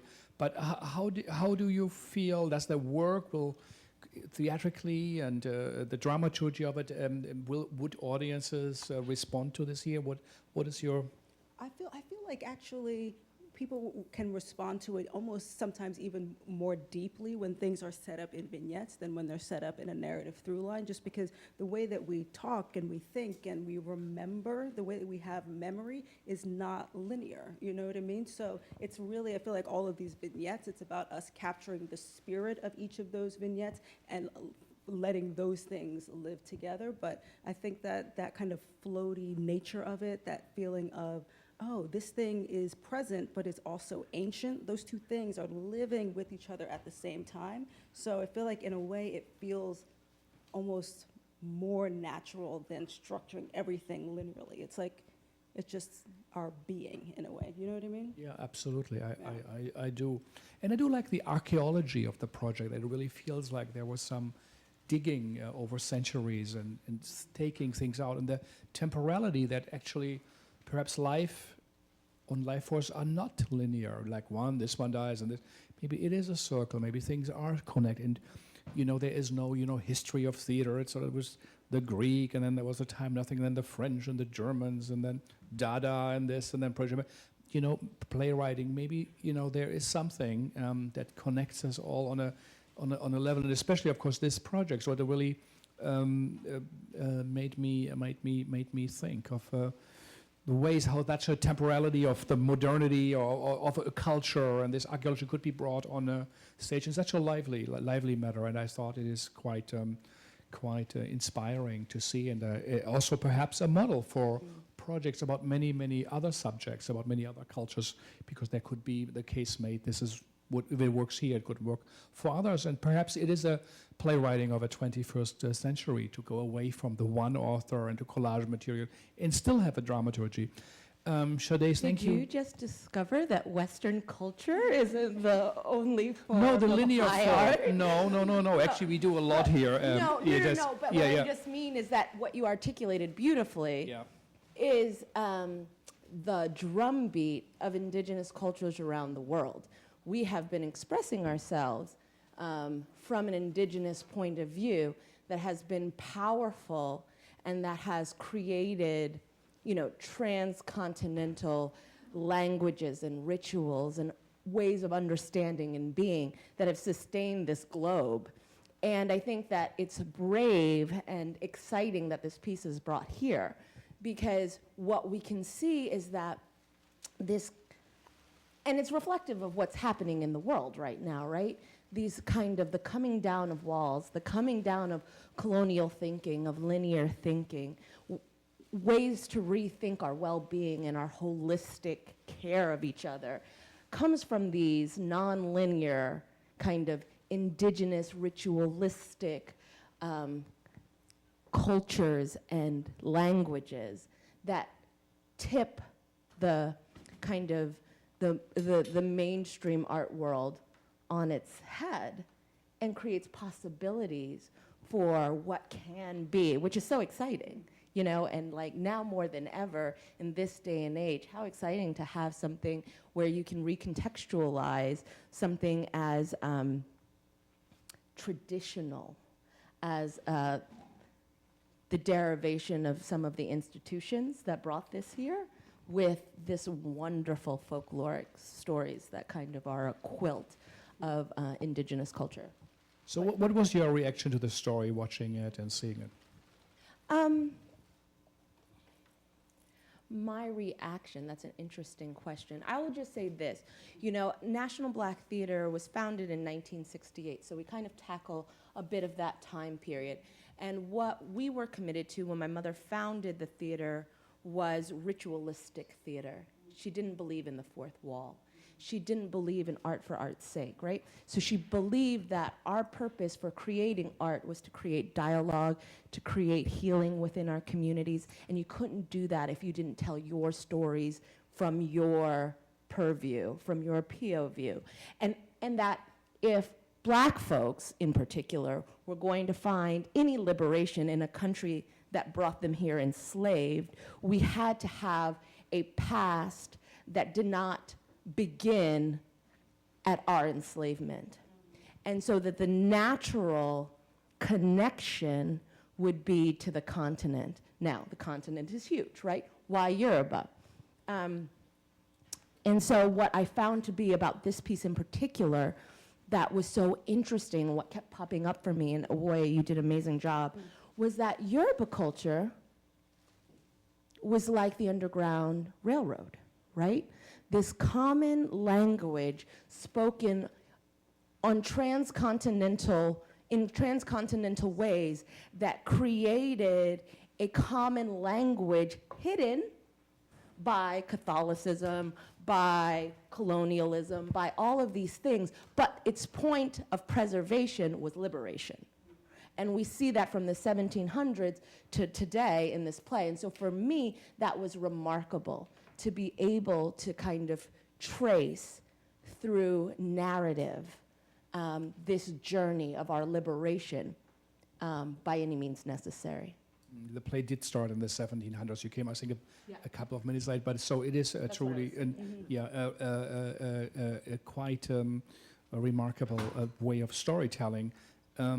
So would that be a play, would you think that could be put on? What do you think? Would people come in New York? Did it have to be changed? Well, who could put this on? Or is that something that is better suited for London? No, I mean, so that's the thing. We've been doing Yoruba plays since time immemorial, like since the beginning. If you come to the theater, all of our walls are created with art that tells the folklore of Yoruba. Who's the playwright who's in the blue and brown waters? Terrell McCraney. So he's doing he's doing Yoruba stories. So can it be done? Yes. Has it been done? Since for centuries.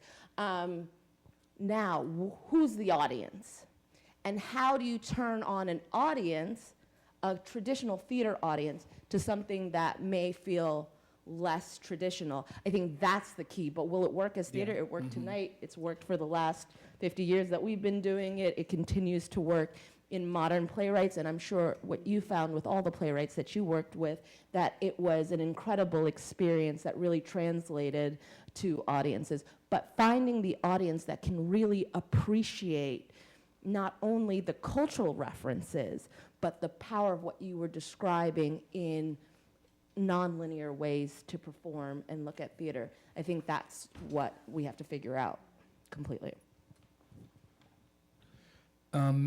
Any more comment before we open up to some questions, but some more? I think that, I mean, I think one of the things that's really tremendous about this piece that Sade's... Can you hold a bit closer? Yeah. That Sade's kind of touching on as well is about where do stories get told and how do those stories get told. So, for example, the work that NBT has been doing for the past 48 years now is all about how to tell stories about Black people from around the diaspora. I think the thing that's really exciting about the piece is these stories are stories that we hear. I mean, I'm first generation American. It's like when I hear them arguing around the dinner table, it's like that's a story I know. It's like I understand that dichotomy of existing kind of also between two cultures. It's very familiar.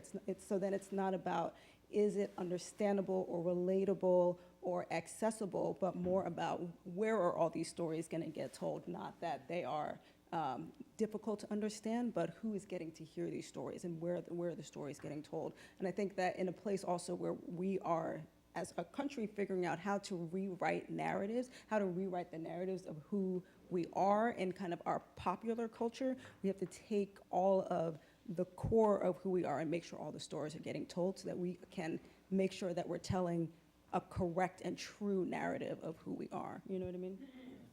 Well, thank you. I think that is true, and also your comments, and to see where's the audience, but it also might bring in an audience, a new audience, and another one. So I can't wait to see that, and I wish I had a little magic hat. I say, here's enough money, do it, work 3 months on it. I think it would be a sensational production, actually. I do think it's beautiful. Quite a landmark play, and that could be maybe even variation, something written again, right now. So yeah, right. Another one. So that is good. It would bring you back.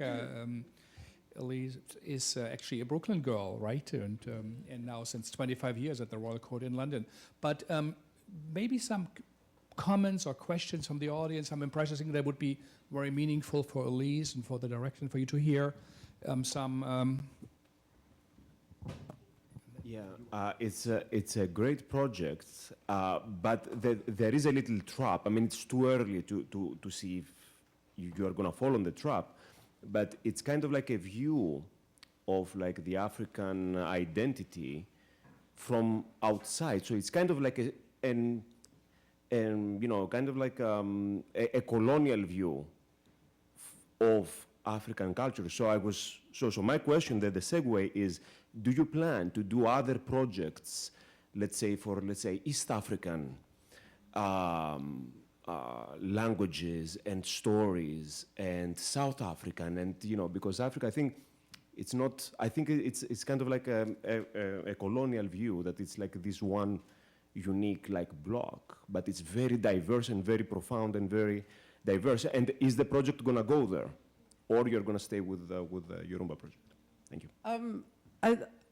I think I just want to say that I call all of this work told from the inside, not from the outside, and that all of the writers were telling it from their own experience, which was mostly inside the culture.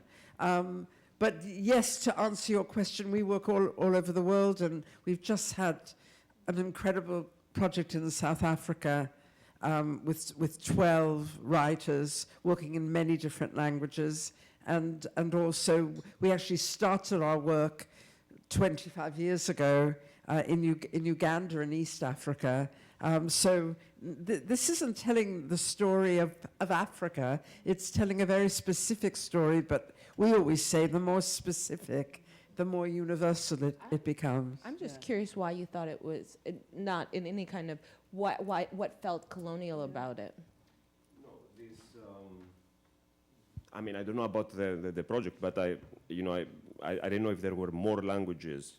Like, Oh, that they were speaking English. Is that No, what you no, no, no, no, no, no. The like picking Yoruba and then making the connections, like the Nigerian connections, let's say with Brazil and Cuba, while why Nigeria? It could be like other places. Well, that's the seat of the Yoruba is in Nigeria.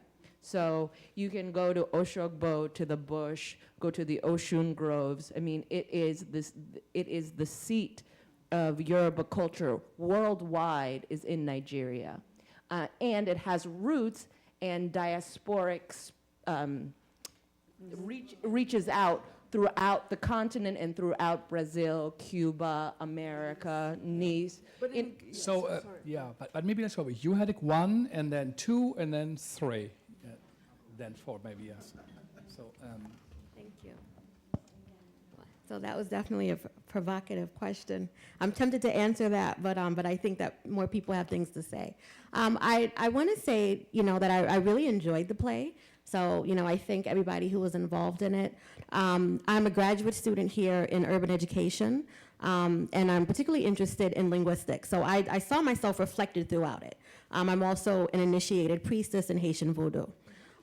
So I'm looking at it and I'm seeing myself reflected. I'm seeing the what I call, and there's translanguaging happening, there's transdialecting happening that I can relate to growing up in New York City, being African American, growing up in, Brooklyn, New York, Flatbush, Brooklyn, where there's all kinds of, there's a multi-ethnic Black identity, throughout New York City and in particularly in those areas. So when I think about, in terms of the audience, I think, wow, how wonderful would it be for youth, particularly in New York City, to be able to be exposed to that. So the children who were here, it was, they were a little bit young for some of the content, but for, I think for more mature, audience, for high school, I think that it's crucial to have this kind of work because it's speaking to their experience. It's speaking to that, to that third space, right, that you were talking about, kind of third world,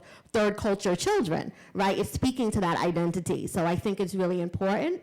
And then I also want to say that as I was watching it, I was thinking about, I'm not too much read up on it, but I was thinking about Veve Clark. I was thinking about literary theory, and I was thinking about, Veve Clark's idea of diasporic literacy. Right, so it's something that I'm really interested in. This idea that that you're interpreting that there's certain certain forms, right, certain folklore forms, certain forms of expression that that it's critical. You have to have this kind of diasporic perspective in order to translate it, in order to understand it. So because it's not rooted in one tradition, but it's something that kind of happens. It's like this creolization, right, that happens with language, with expression, with identity. And so that's what was running through my mind, is this, wow, we really need more of this diasporic literacy. We need more text. We need more, more forms of literary expression that reflects that, because so many children, I grew up in the 80s, and forget about it now. These children who are growing up now, it's even more so. So I think that a play like this is something that more accurately reflects their lived experiences. So I think that that it'll really take off in other, really throughout, wherever you have Black people, it's going to take off, and then I think other people will be able to connect to it too. But I'm particularly interested in the children. Thank you. Yeah, thank you. What was number 2? Was there? Yes. Thank you. Sereme, Witi Gunyon, Husungube, Gunyonle. I'm speaking Garifuna.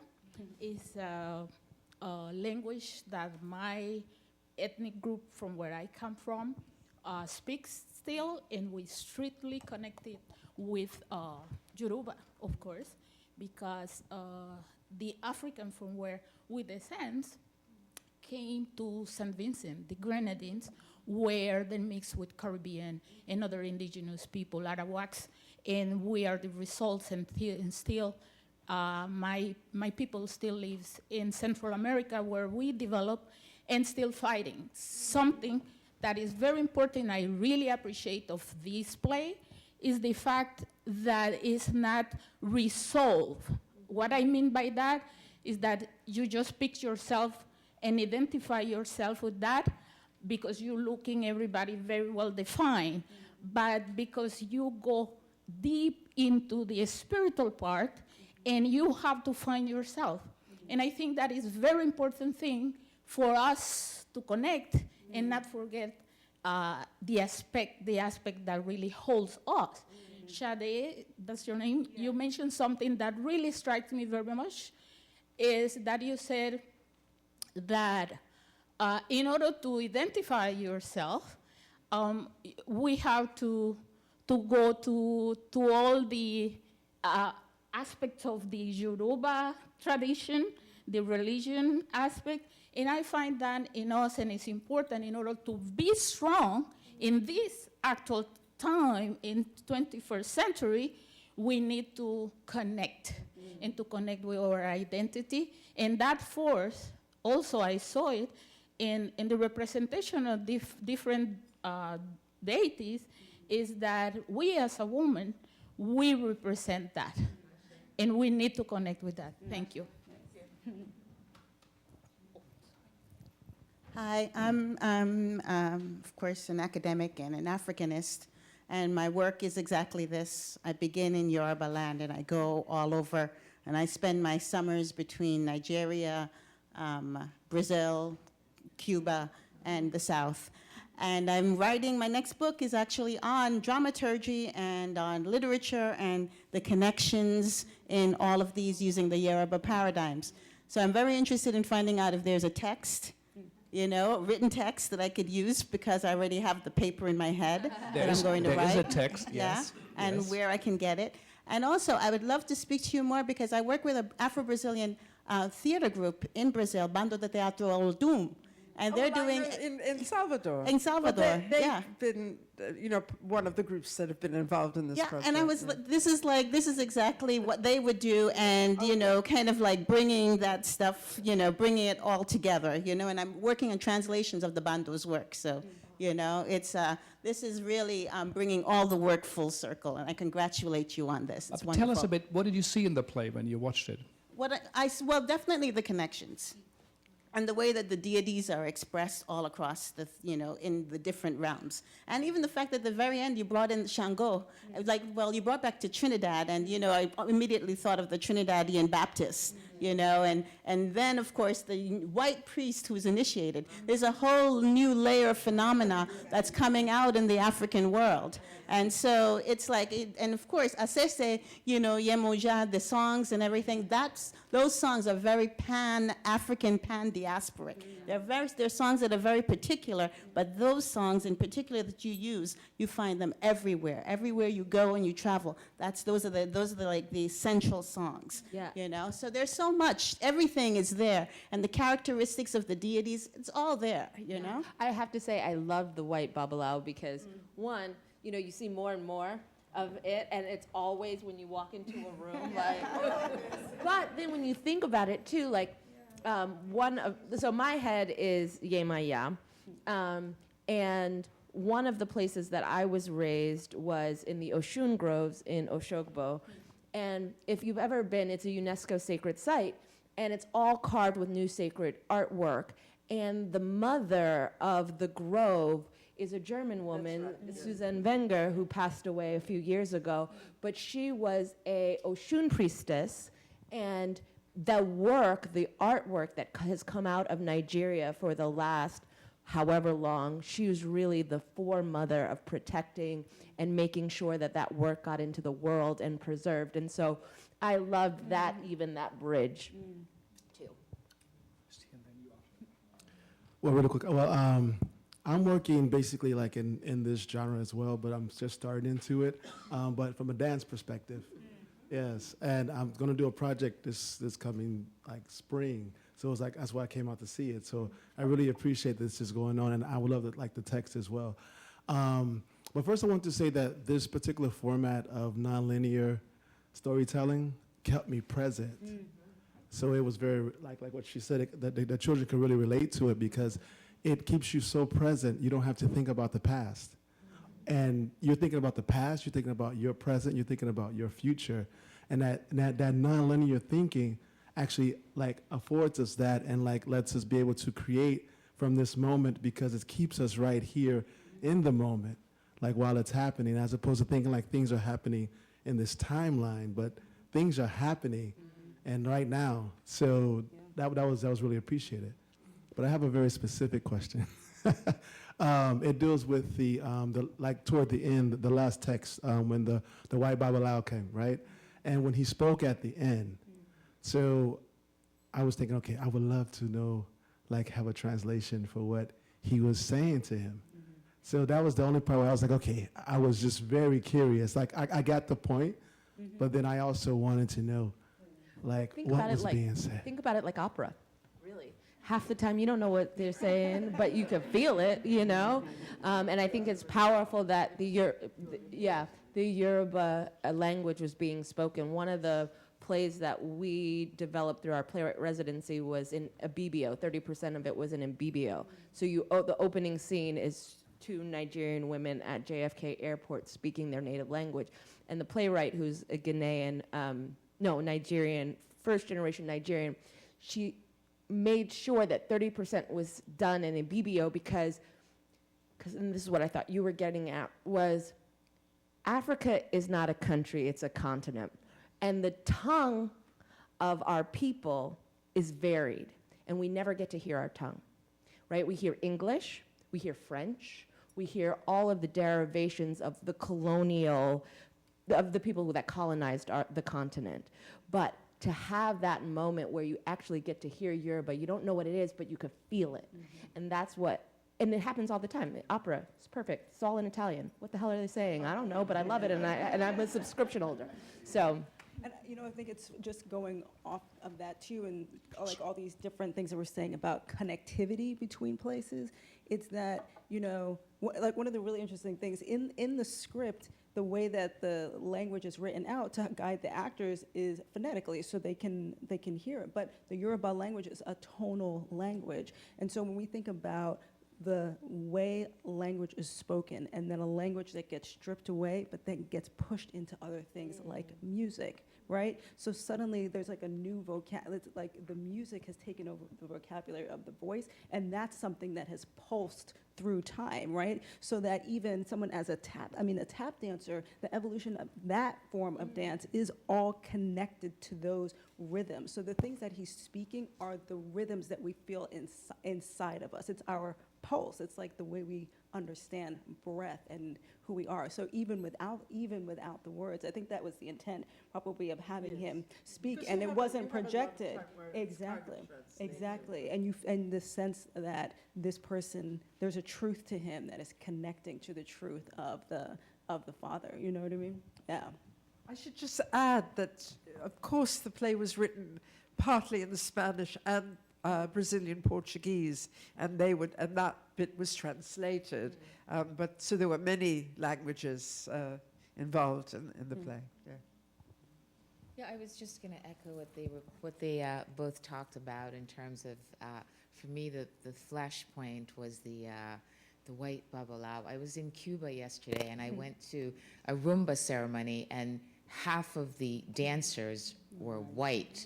And I walked in and I was really shocked, but it was momentary because it was so, everything just gelled. It was like I saw that for a minute.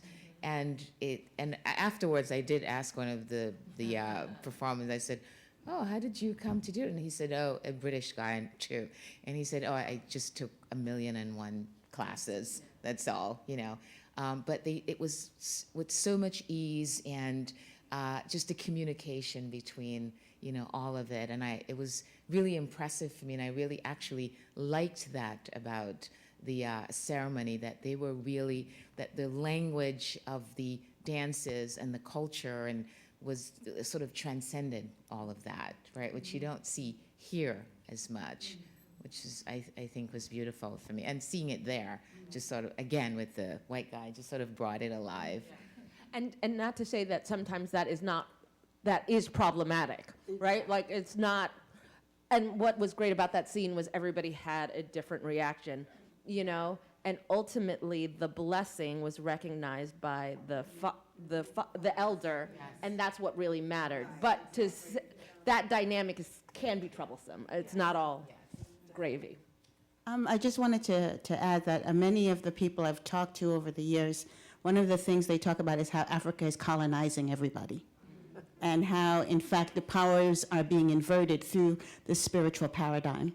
And within the spiritual paradigm, everyone comes to the sources of knowledge who are usually black folks, and they're bowing down to these sources of knowledge because they recognize that this transcendent sphere, this kind of this other knowledge is something that they need. Like the young man, the man who needed the instruction from Yemenja to go get his biofuel wealth, that they're understanding that there's something else that they're gaining. And so they're willing to forget, or they transcend their ethnicities and their colors in order to kind of bow to what Africa has given the world.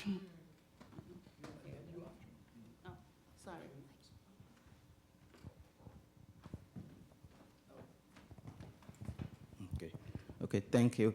Actually, I'm a Yoruba person, so I grew up in Nigeria. So I really enjoy the play. So I like the culture and the tradition that it portrays, and then the links between the Orishas, the Yemoja, the Oshun.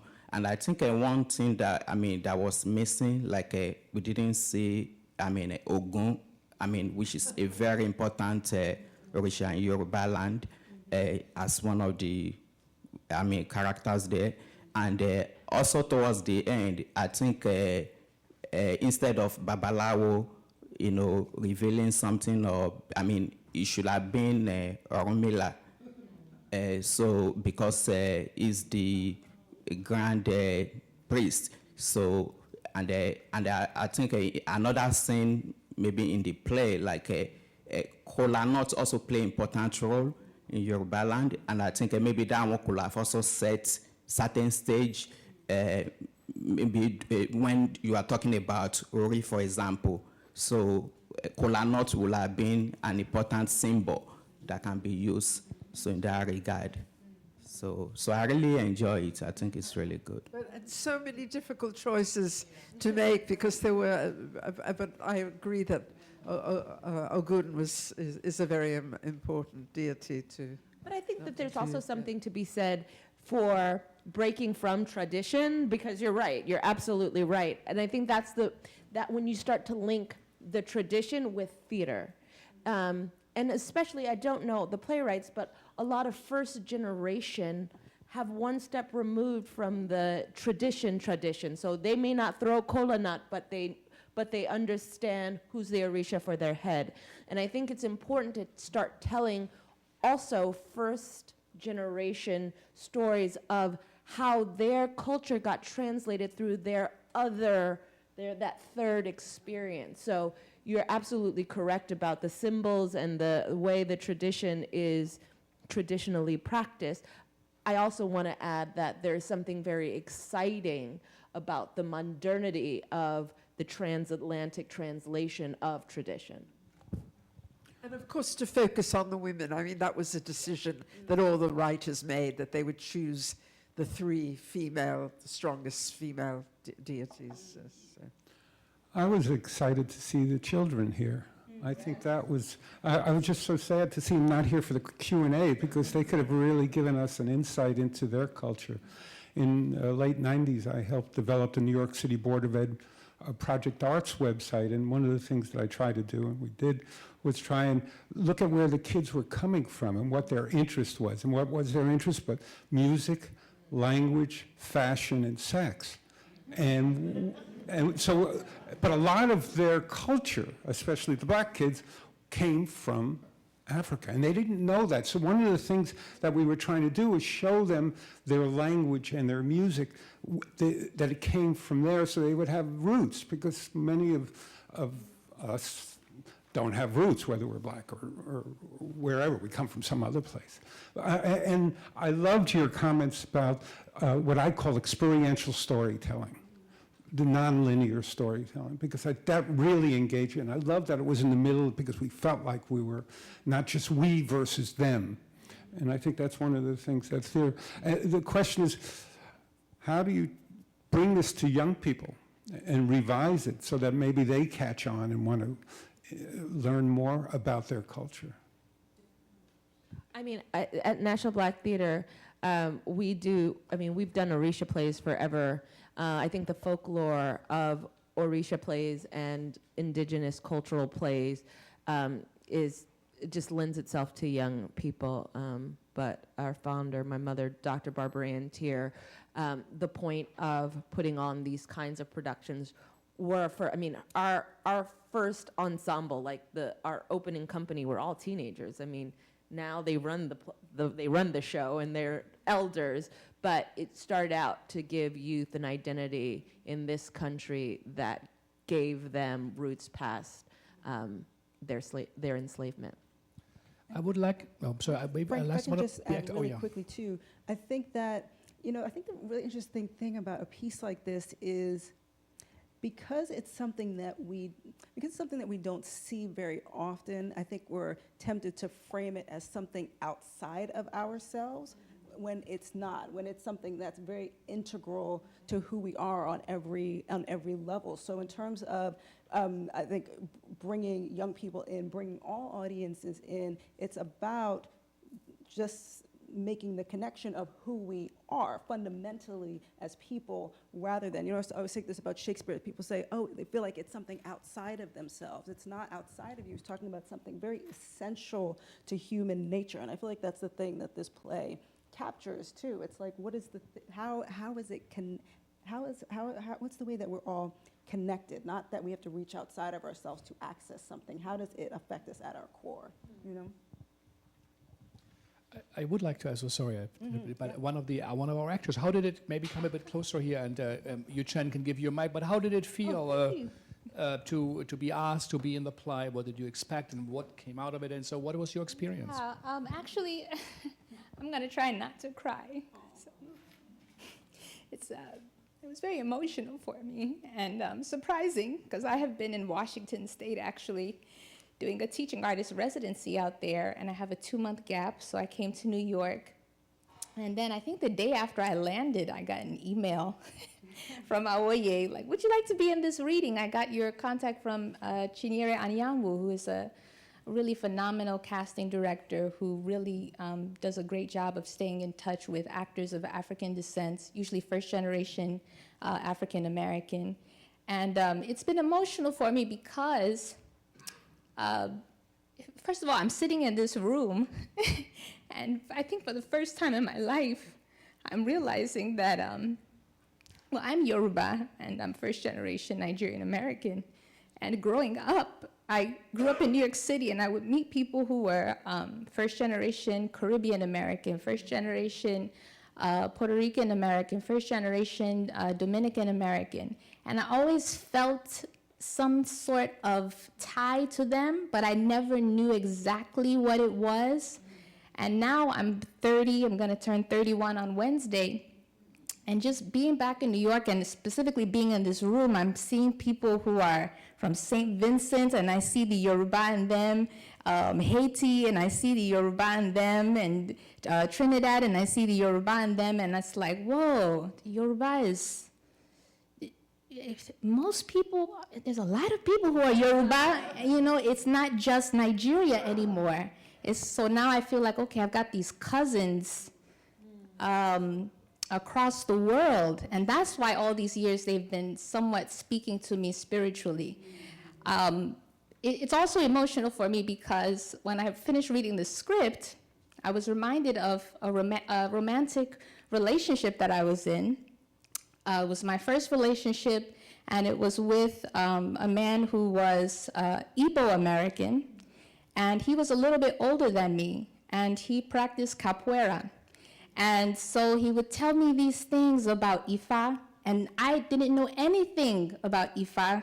My parents raised me Christian. My father was Muslim. There are a lot of Muslims in Nigeria, and usually people who go down that path choose to, I can't even say it's a choice because of the type of schools they go to. They're not encouraged to embrace Ifa. They basically have to cut it off. And they still are Nigerian and they're proud, but the religious aspect is cut off. So being in that relationship, it made me open my eyes and sort of reconnect with Yoruba heritage. And so this play reminded me of that reconnection and how important it is for me to hold on to that. Especially now that I'm coming into a time in my life where I'm thinking about family and what am I going to pass down to my children? Are they going to be watered down? Or because I know I'm already watered down and I don't want them to water down anymore. So it's been very crucial for me, not just as an artist, but personally, to be a part of this reading. And I really do hope that it becomes a production here in the U.S. Mm-hmm. Thank you so much. Thank you. Well, I think that was a wonderful, I think, a moment to keep in the room, you know, and think about it and approach it. But I think I would like to thank you all for coming. Also, you know, thank you so much for Sade for joining us again. Avoye, this is remarkable, and Elise to have the vision with the writers to create something. It's an experiment.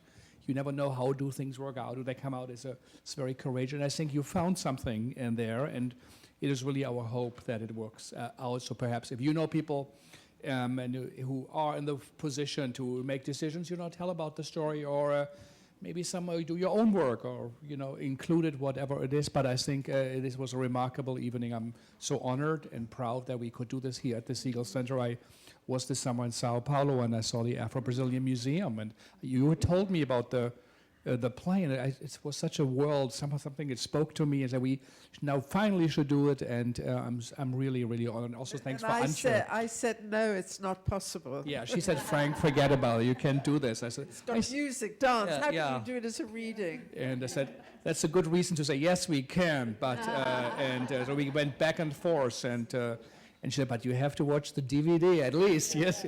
But I also want to thank Antje for helping us to make that happen, and to everybody. So thank you, and join us for a little reception. Thank you.